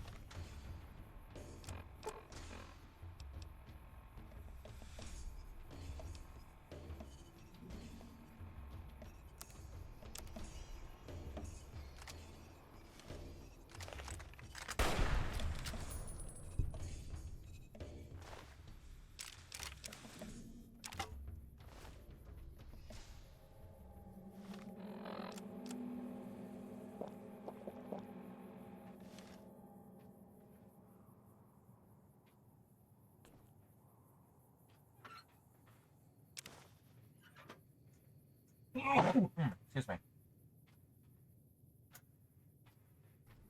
Hold on. Alright, who else wants some?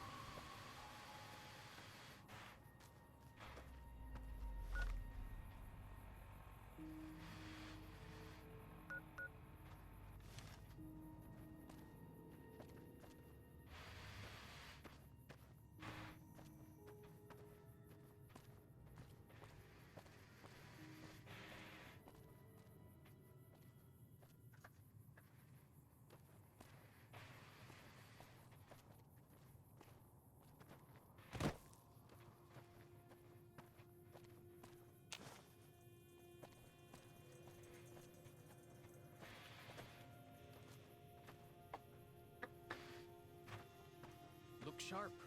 Lots of giant ants around here. We call them picnic killers. Don't really know what that means. Something from back when, I guess. Like the shadow of a ghost.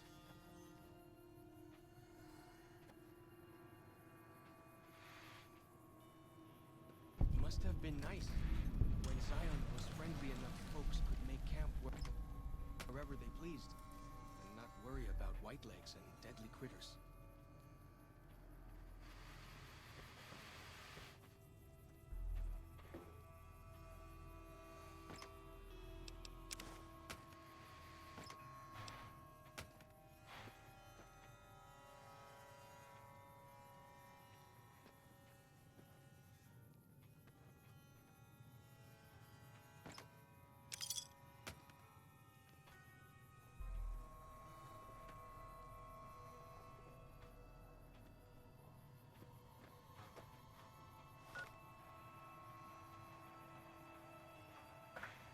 Oh, the pit went freaking awesome. Yeah, no, the sightseeing was good, the food was good, the people were friendly. I definitely go back again. And yeah, I didn't get thrown into any slave pits, so we're good.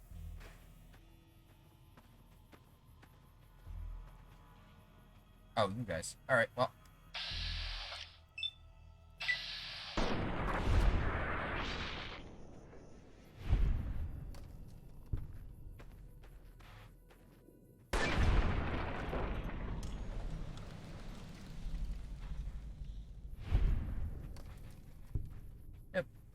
Yeah, like I say, you can catch the recap segment either on the VOD. Thank you, game.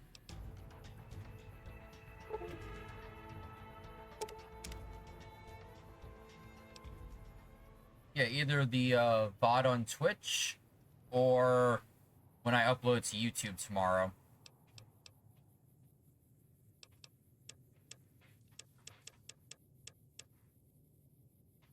Just gonna raise that. Gonna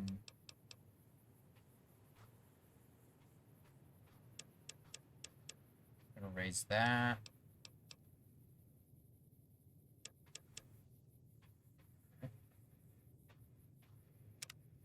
Let's see, what do I want?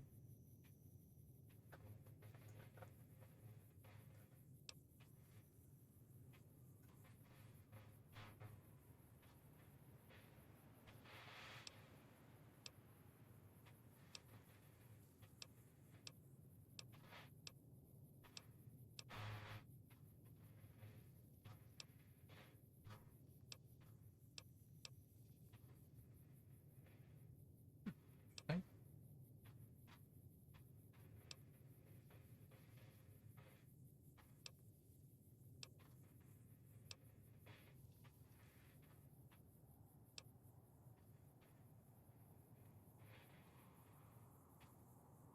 Interesting.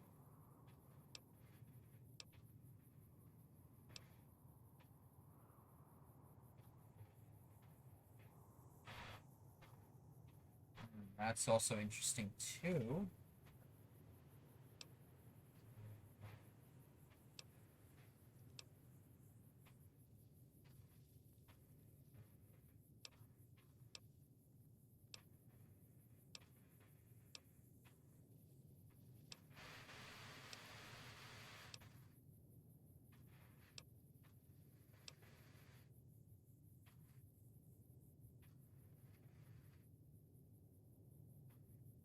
Interesting.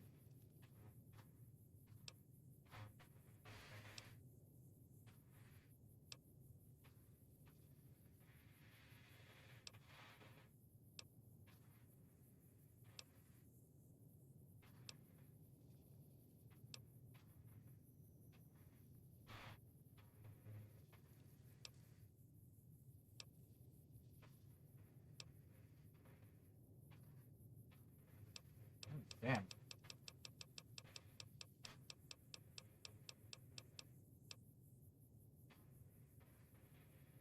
Actually, that could be useful.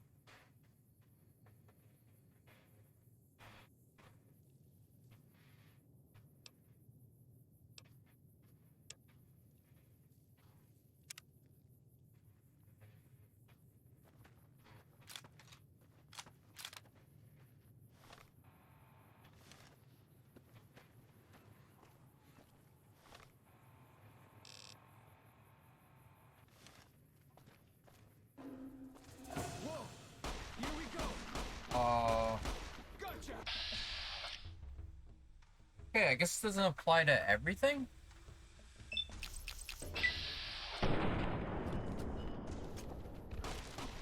Alright, hold on.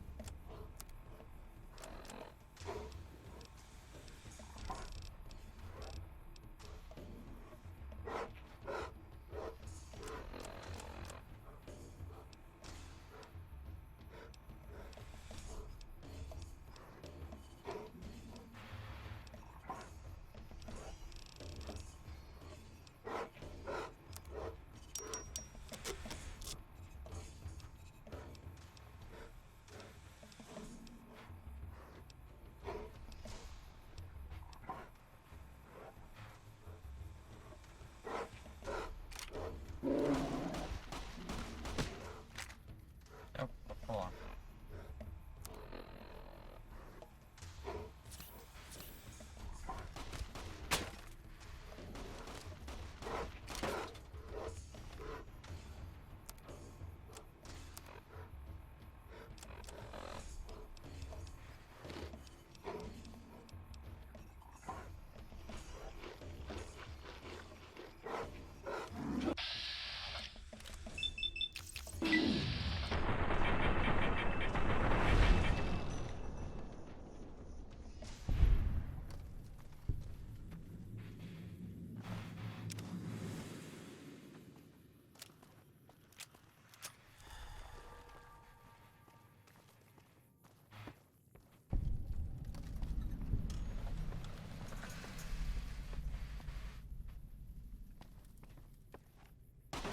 Gotcha!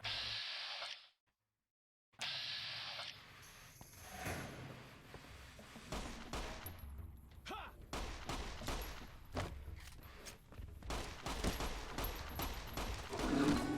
Oh.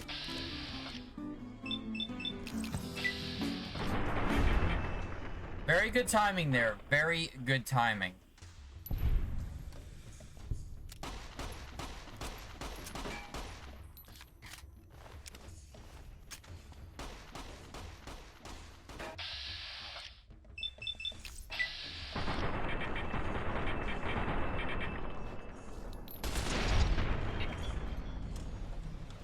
Compass thing always knows where north is, huh? Even if it can't see the stars?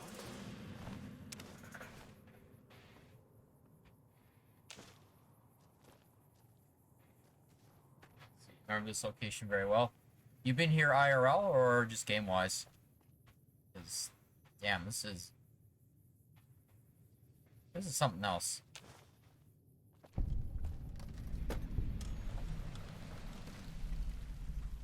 Game-wise. Ah, I gotcha.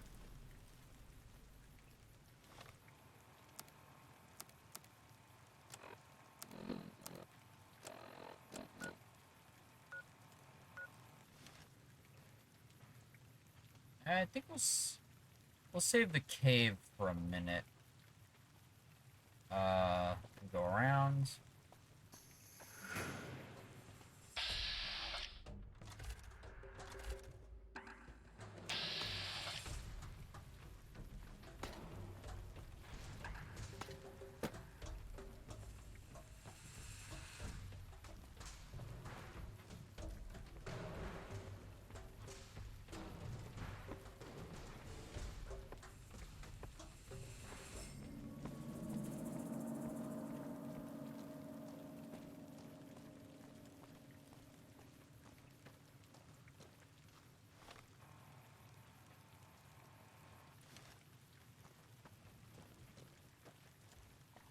Ah, you have been there. Nice, nice.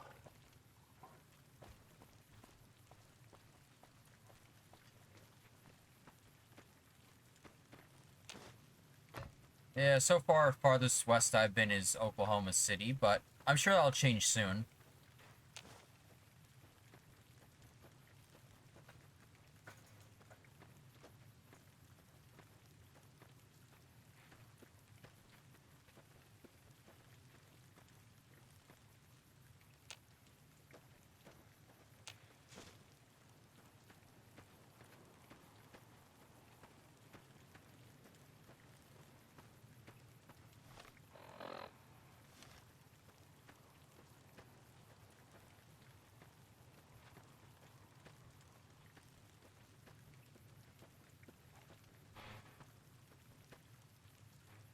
Hi.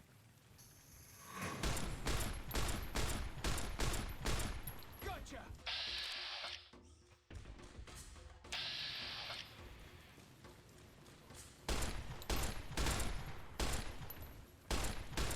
There are you!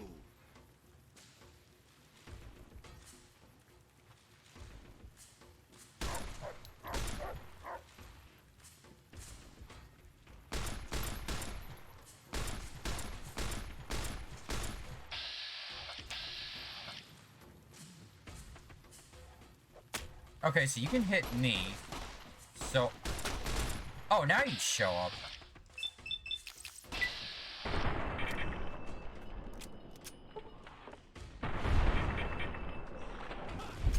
Feels good to be doing some actual...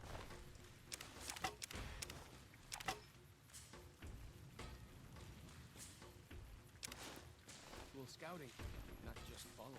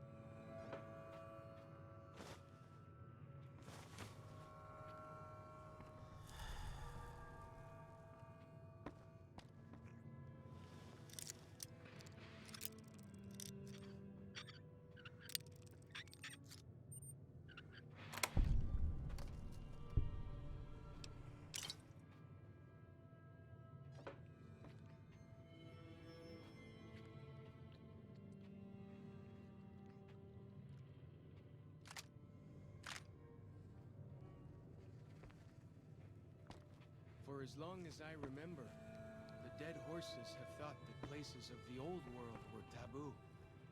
Doesn't look so spooky to me.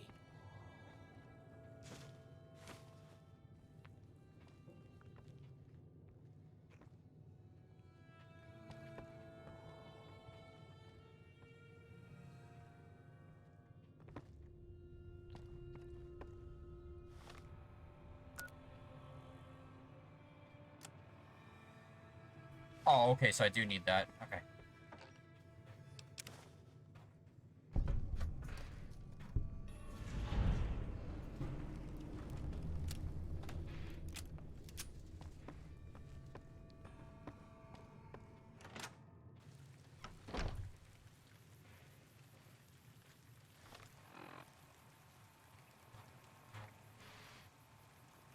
Okay.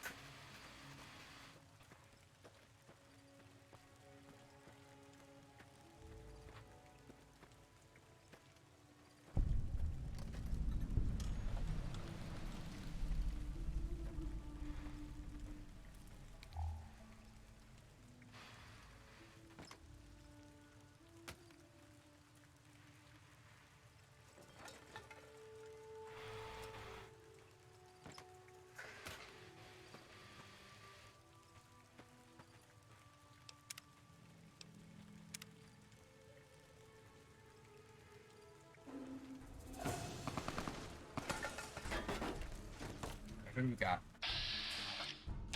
Okay, cool.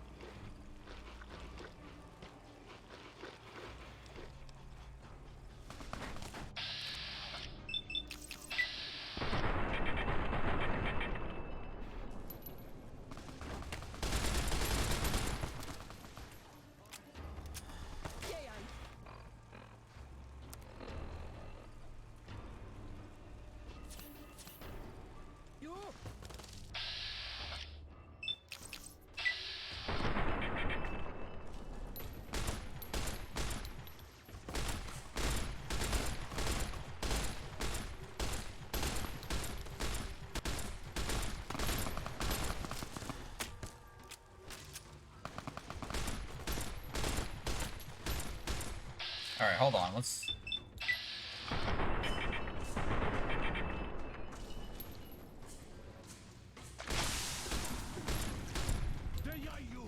What the?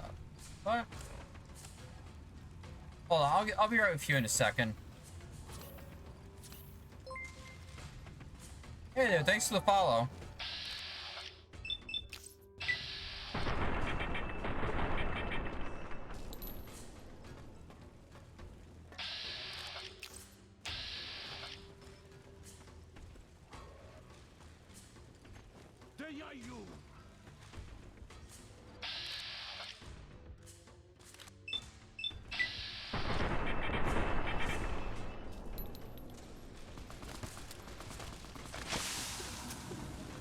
What the fuck?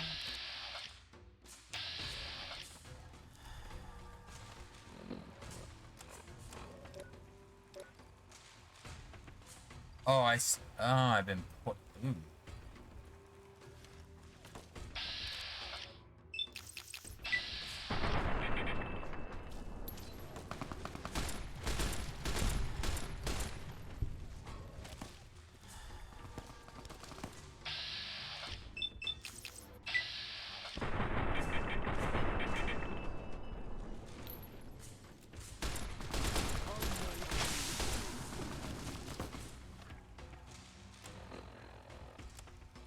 Hold on.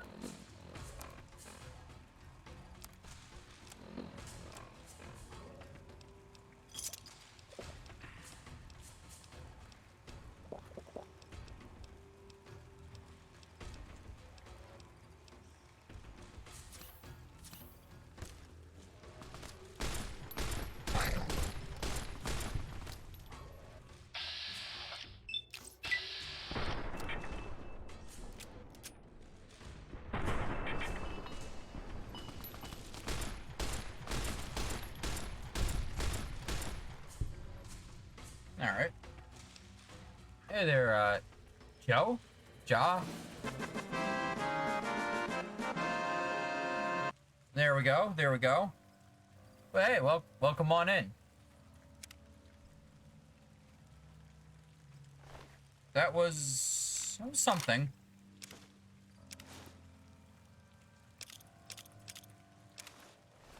Joe. Well, hey, welcome on in, Joe.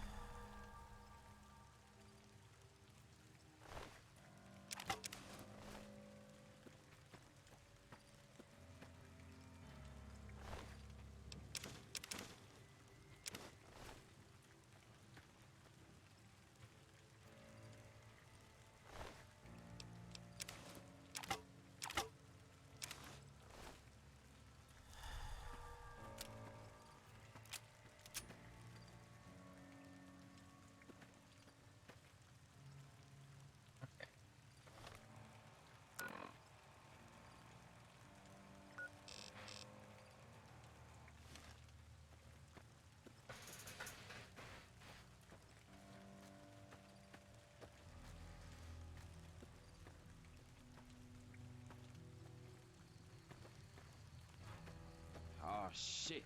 Here we go again. Exactly. So let's see. It's 5 o'clock here. I've been going for about 4.5 hours, so probably like another half hour, and then I'm gonna start to wrap things up for the evening.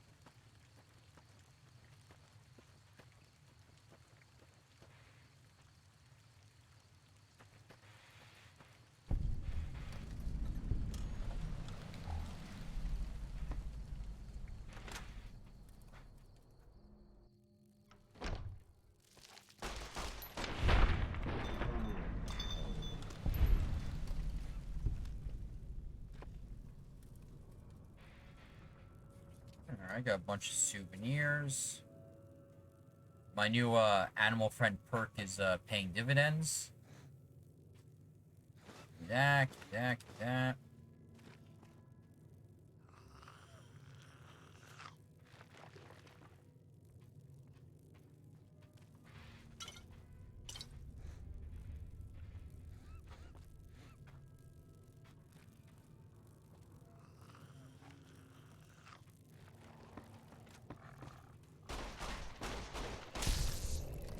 The spitter plants and the green monster men aren't native to Zion. Wonder where they came from.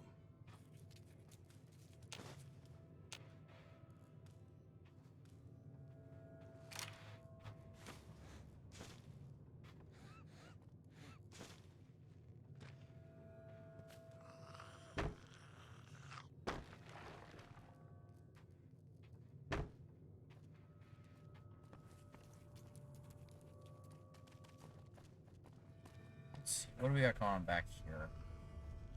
Look fly.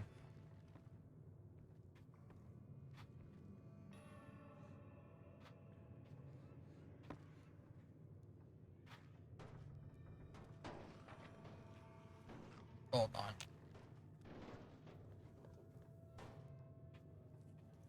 Had it. Very specific.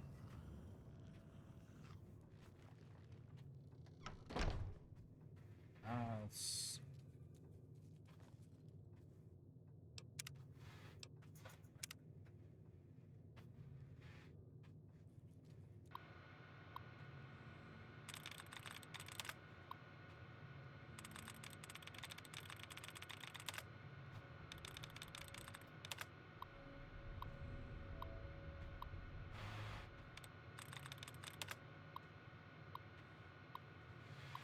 Alright, let's see what we got.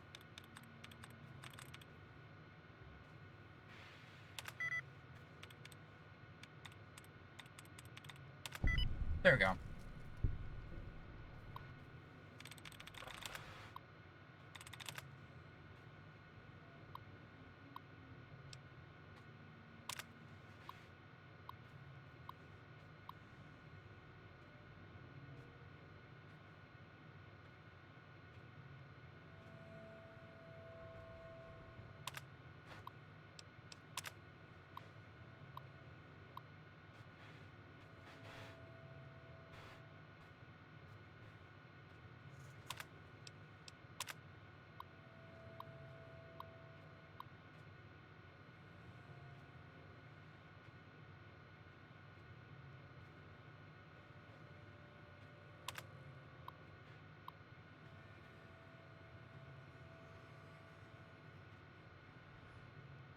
Yep, exactly.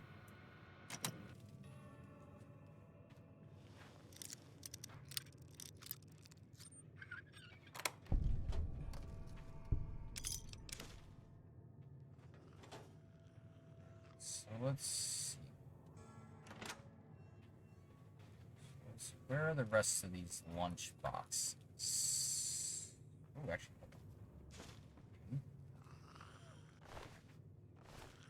Like the shadow of a ghost.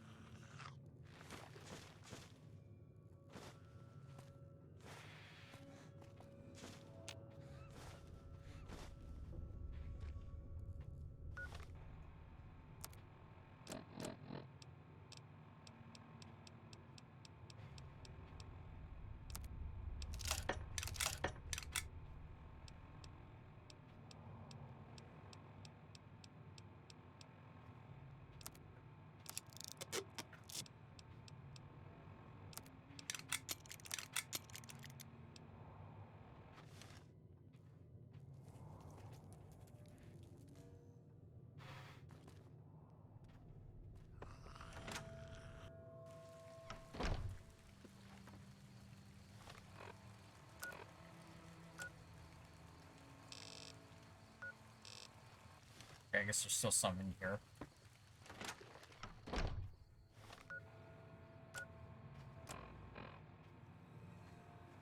Okay, 5. Hold on.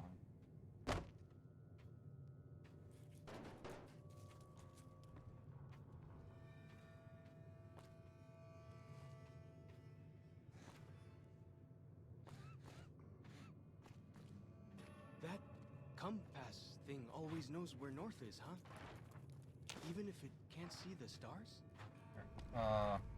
Oh, okay, I got him. Good.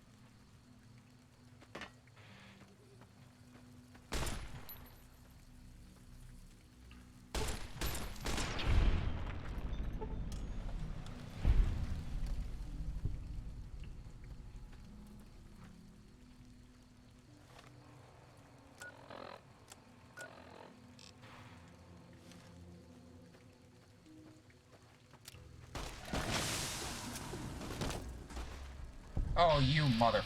You again.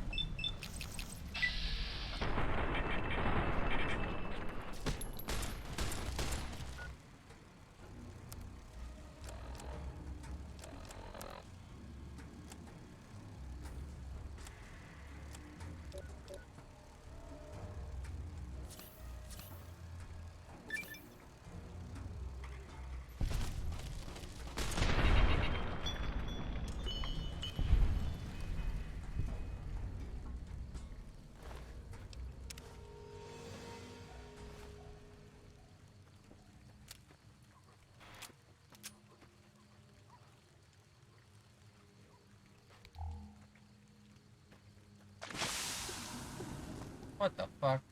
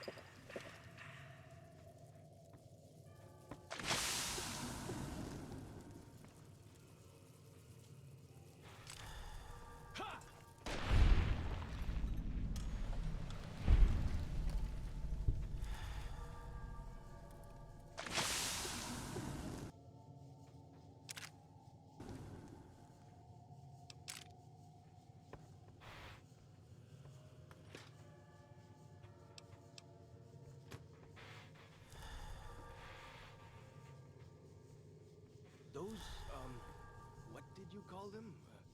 Walkie-talkies? Those are going to be loads better than signal.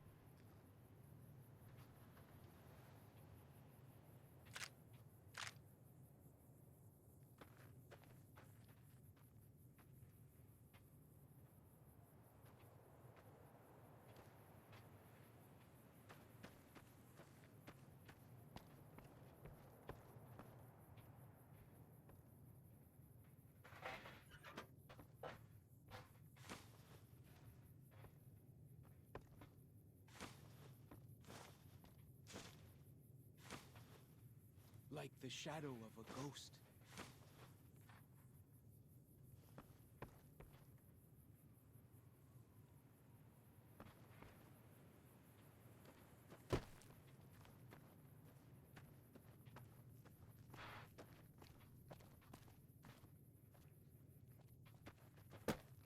The spitter plants and the green monster men aren't native to Zion. Wonder where they came from.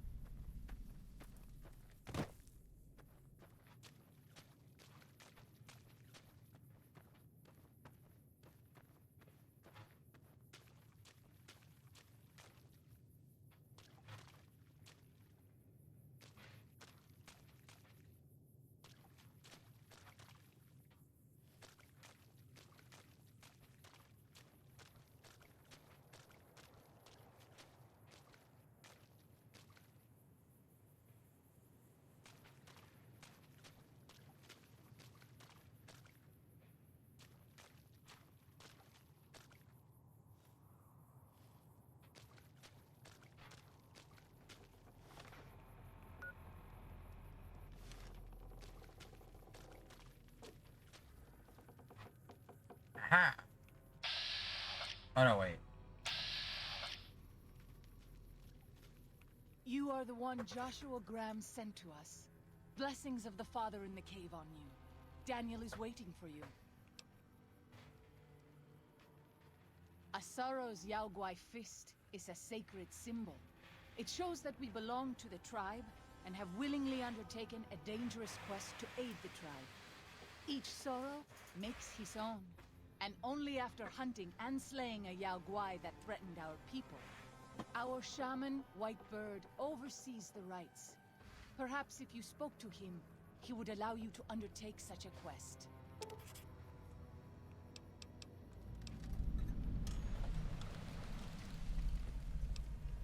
Have you not heard of the god of the New Canaanites? He is our protector and our judge. He helped our ancestors find their place here in Zion. He gave us many gifts, but we are not to seek him out. His caves are forbidden to us. Those who seek them out are taken from us. Perhaps you do not fully understand the New Canaanites. I have seen the Father's images. His holy bride and holy son were given unto the world to save it. They dwelt in the caverns of the mountains, caverns which can still be seen today. The people sinned against him, and were punished with the end that came in fire and the loss of the holy tongue. Only the New Canaanites were spared. I'm sure Daniel could tell you more. His knowledge of the Father is greater than my own. Then I will look forward to our next speaking.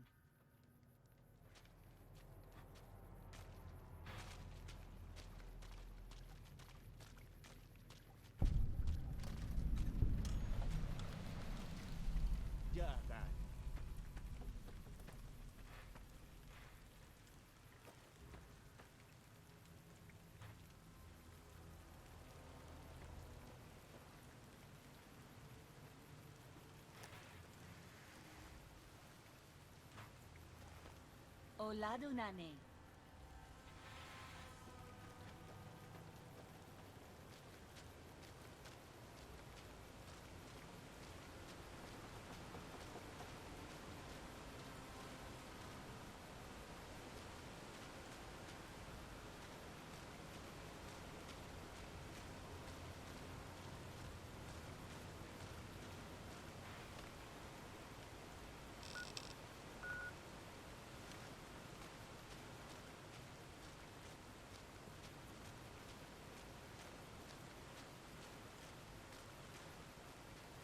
The dead horse has told me details about the attack on your caravan. A stranger's sympathy might not count for much, but for what it's worth, I'm sorry. The Sorrows will mourn your friends too. They mourn everyone, even the Whitelegs. They have sensitive souls. Innocent, if there is such a thing. In spite of what's happened, I hope that Joshua and I can help you out of here. But to be frank, we need your help too. Well, I'll be. I was starting to lose hope we'd be able to get any of this, much less all of it. Tribals are smart, but, well, they're ignorant. Letting go of a taboo is difficult for them. So I knew it would have to be one of us. Turns out all it took was a Gentile, or, no offense. These supplies are a godsend. But if we're going to evacuate Zion without drawing more Whiteleg attention, I need you to go back into the valley. Specifically, I need you to scout out some locations for Whitelegs and try to recover a map of Grand Staircase, a wilderness area to the east. There's also the matter of the roads. We're going to be heading out of the east side of the park, but I'm not sure the way is clear.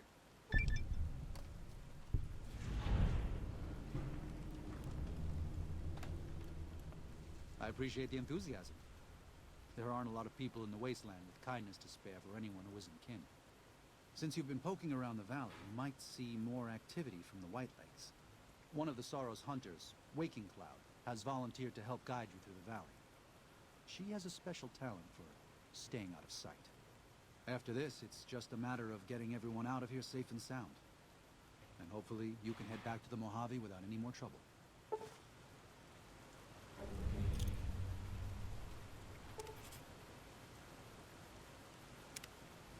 Well, here we part ways. I'm needed back at the Dead Horses camp. Maybe I'll see you there sometime.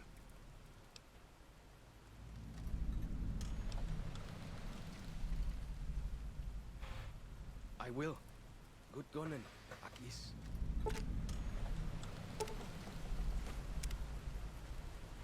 Whoa, nice teleporting you got there.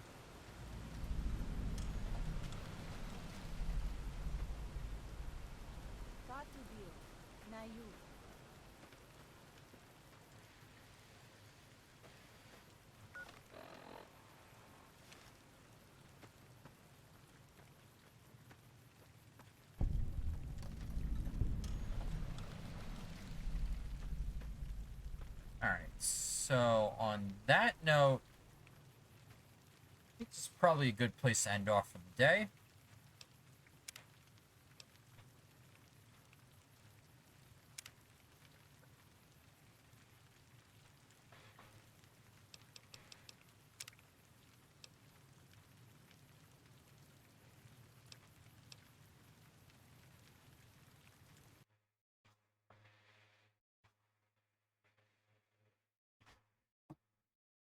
Alright, so I want to thank you all for coming. Thanks for the follows and bits and all that fun stuff.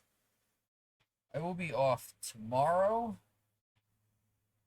but Monday I will be back probably on Glimish with the rest of that Civilization 5 run I was doing. And for Tuesday, Wednesday, and Thursday, that's still up in the air. And it's currently being decided by the community. So, if you haven't voted yet, it's in here. Multiple votes are on.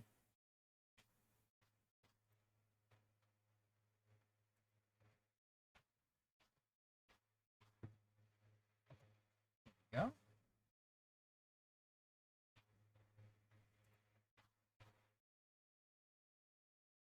Yeah, so far it looks like Super Animal Royale is going to be the first to be played on Tuesday, then followed by Zoo Tycoon on Wednesday. And for Thursday, it's currently a tie between City Skylines, Terraria, Open Roller Coaster Tycoon, and an Open Transport Tycoon Deluxe Community Day. So, see how this goes. The poll will be up until like Monday morning.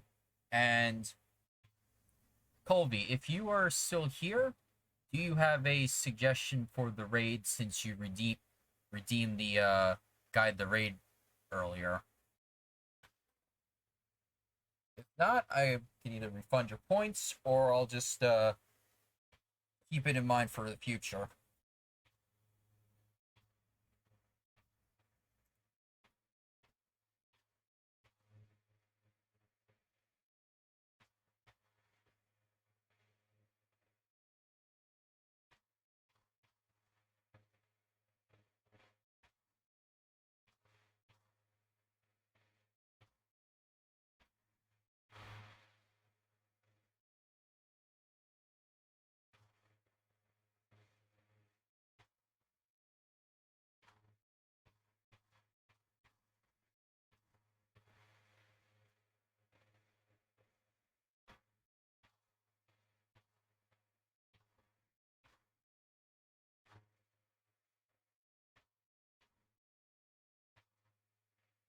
Let's see. Yeah,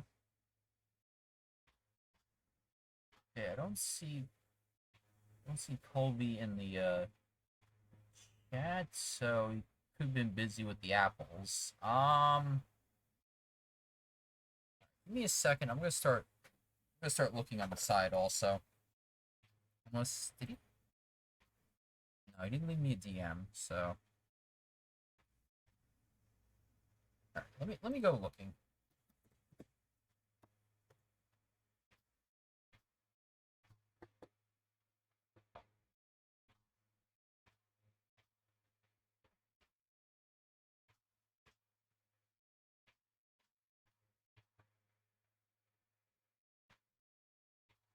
Wait. Proton John is doing a fortune cookie this early on a Damn. I mean, I'm not gonna rate him, but damn, that is early for him.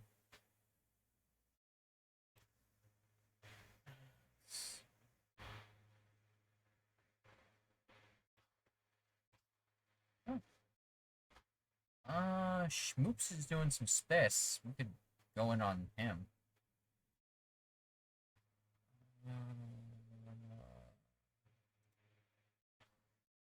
Let me see. What do we got in the down here?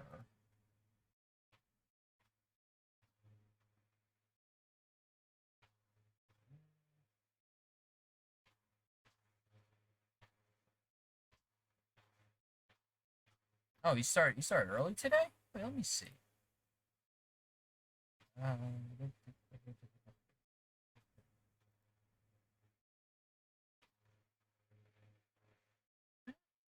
No, he started normal time. Yeah, you know what? I am going to rate him, and I'll just keep Colby's rate suggestion in the back of my pocket for another stream, so.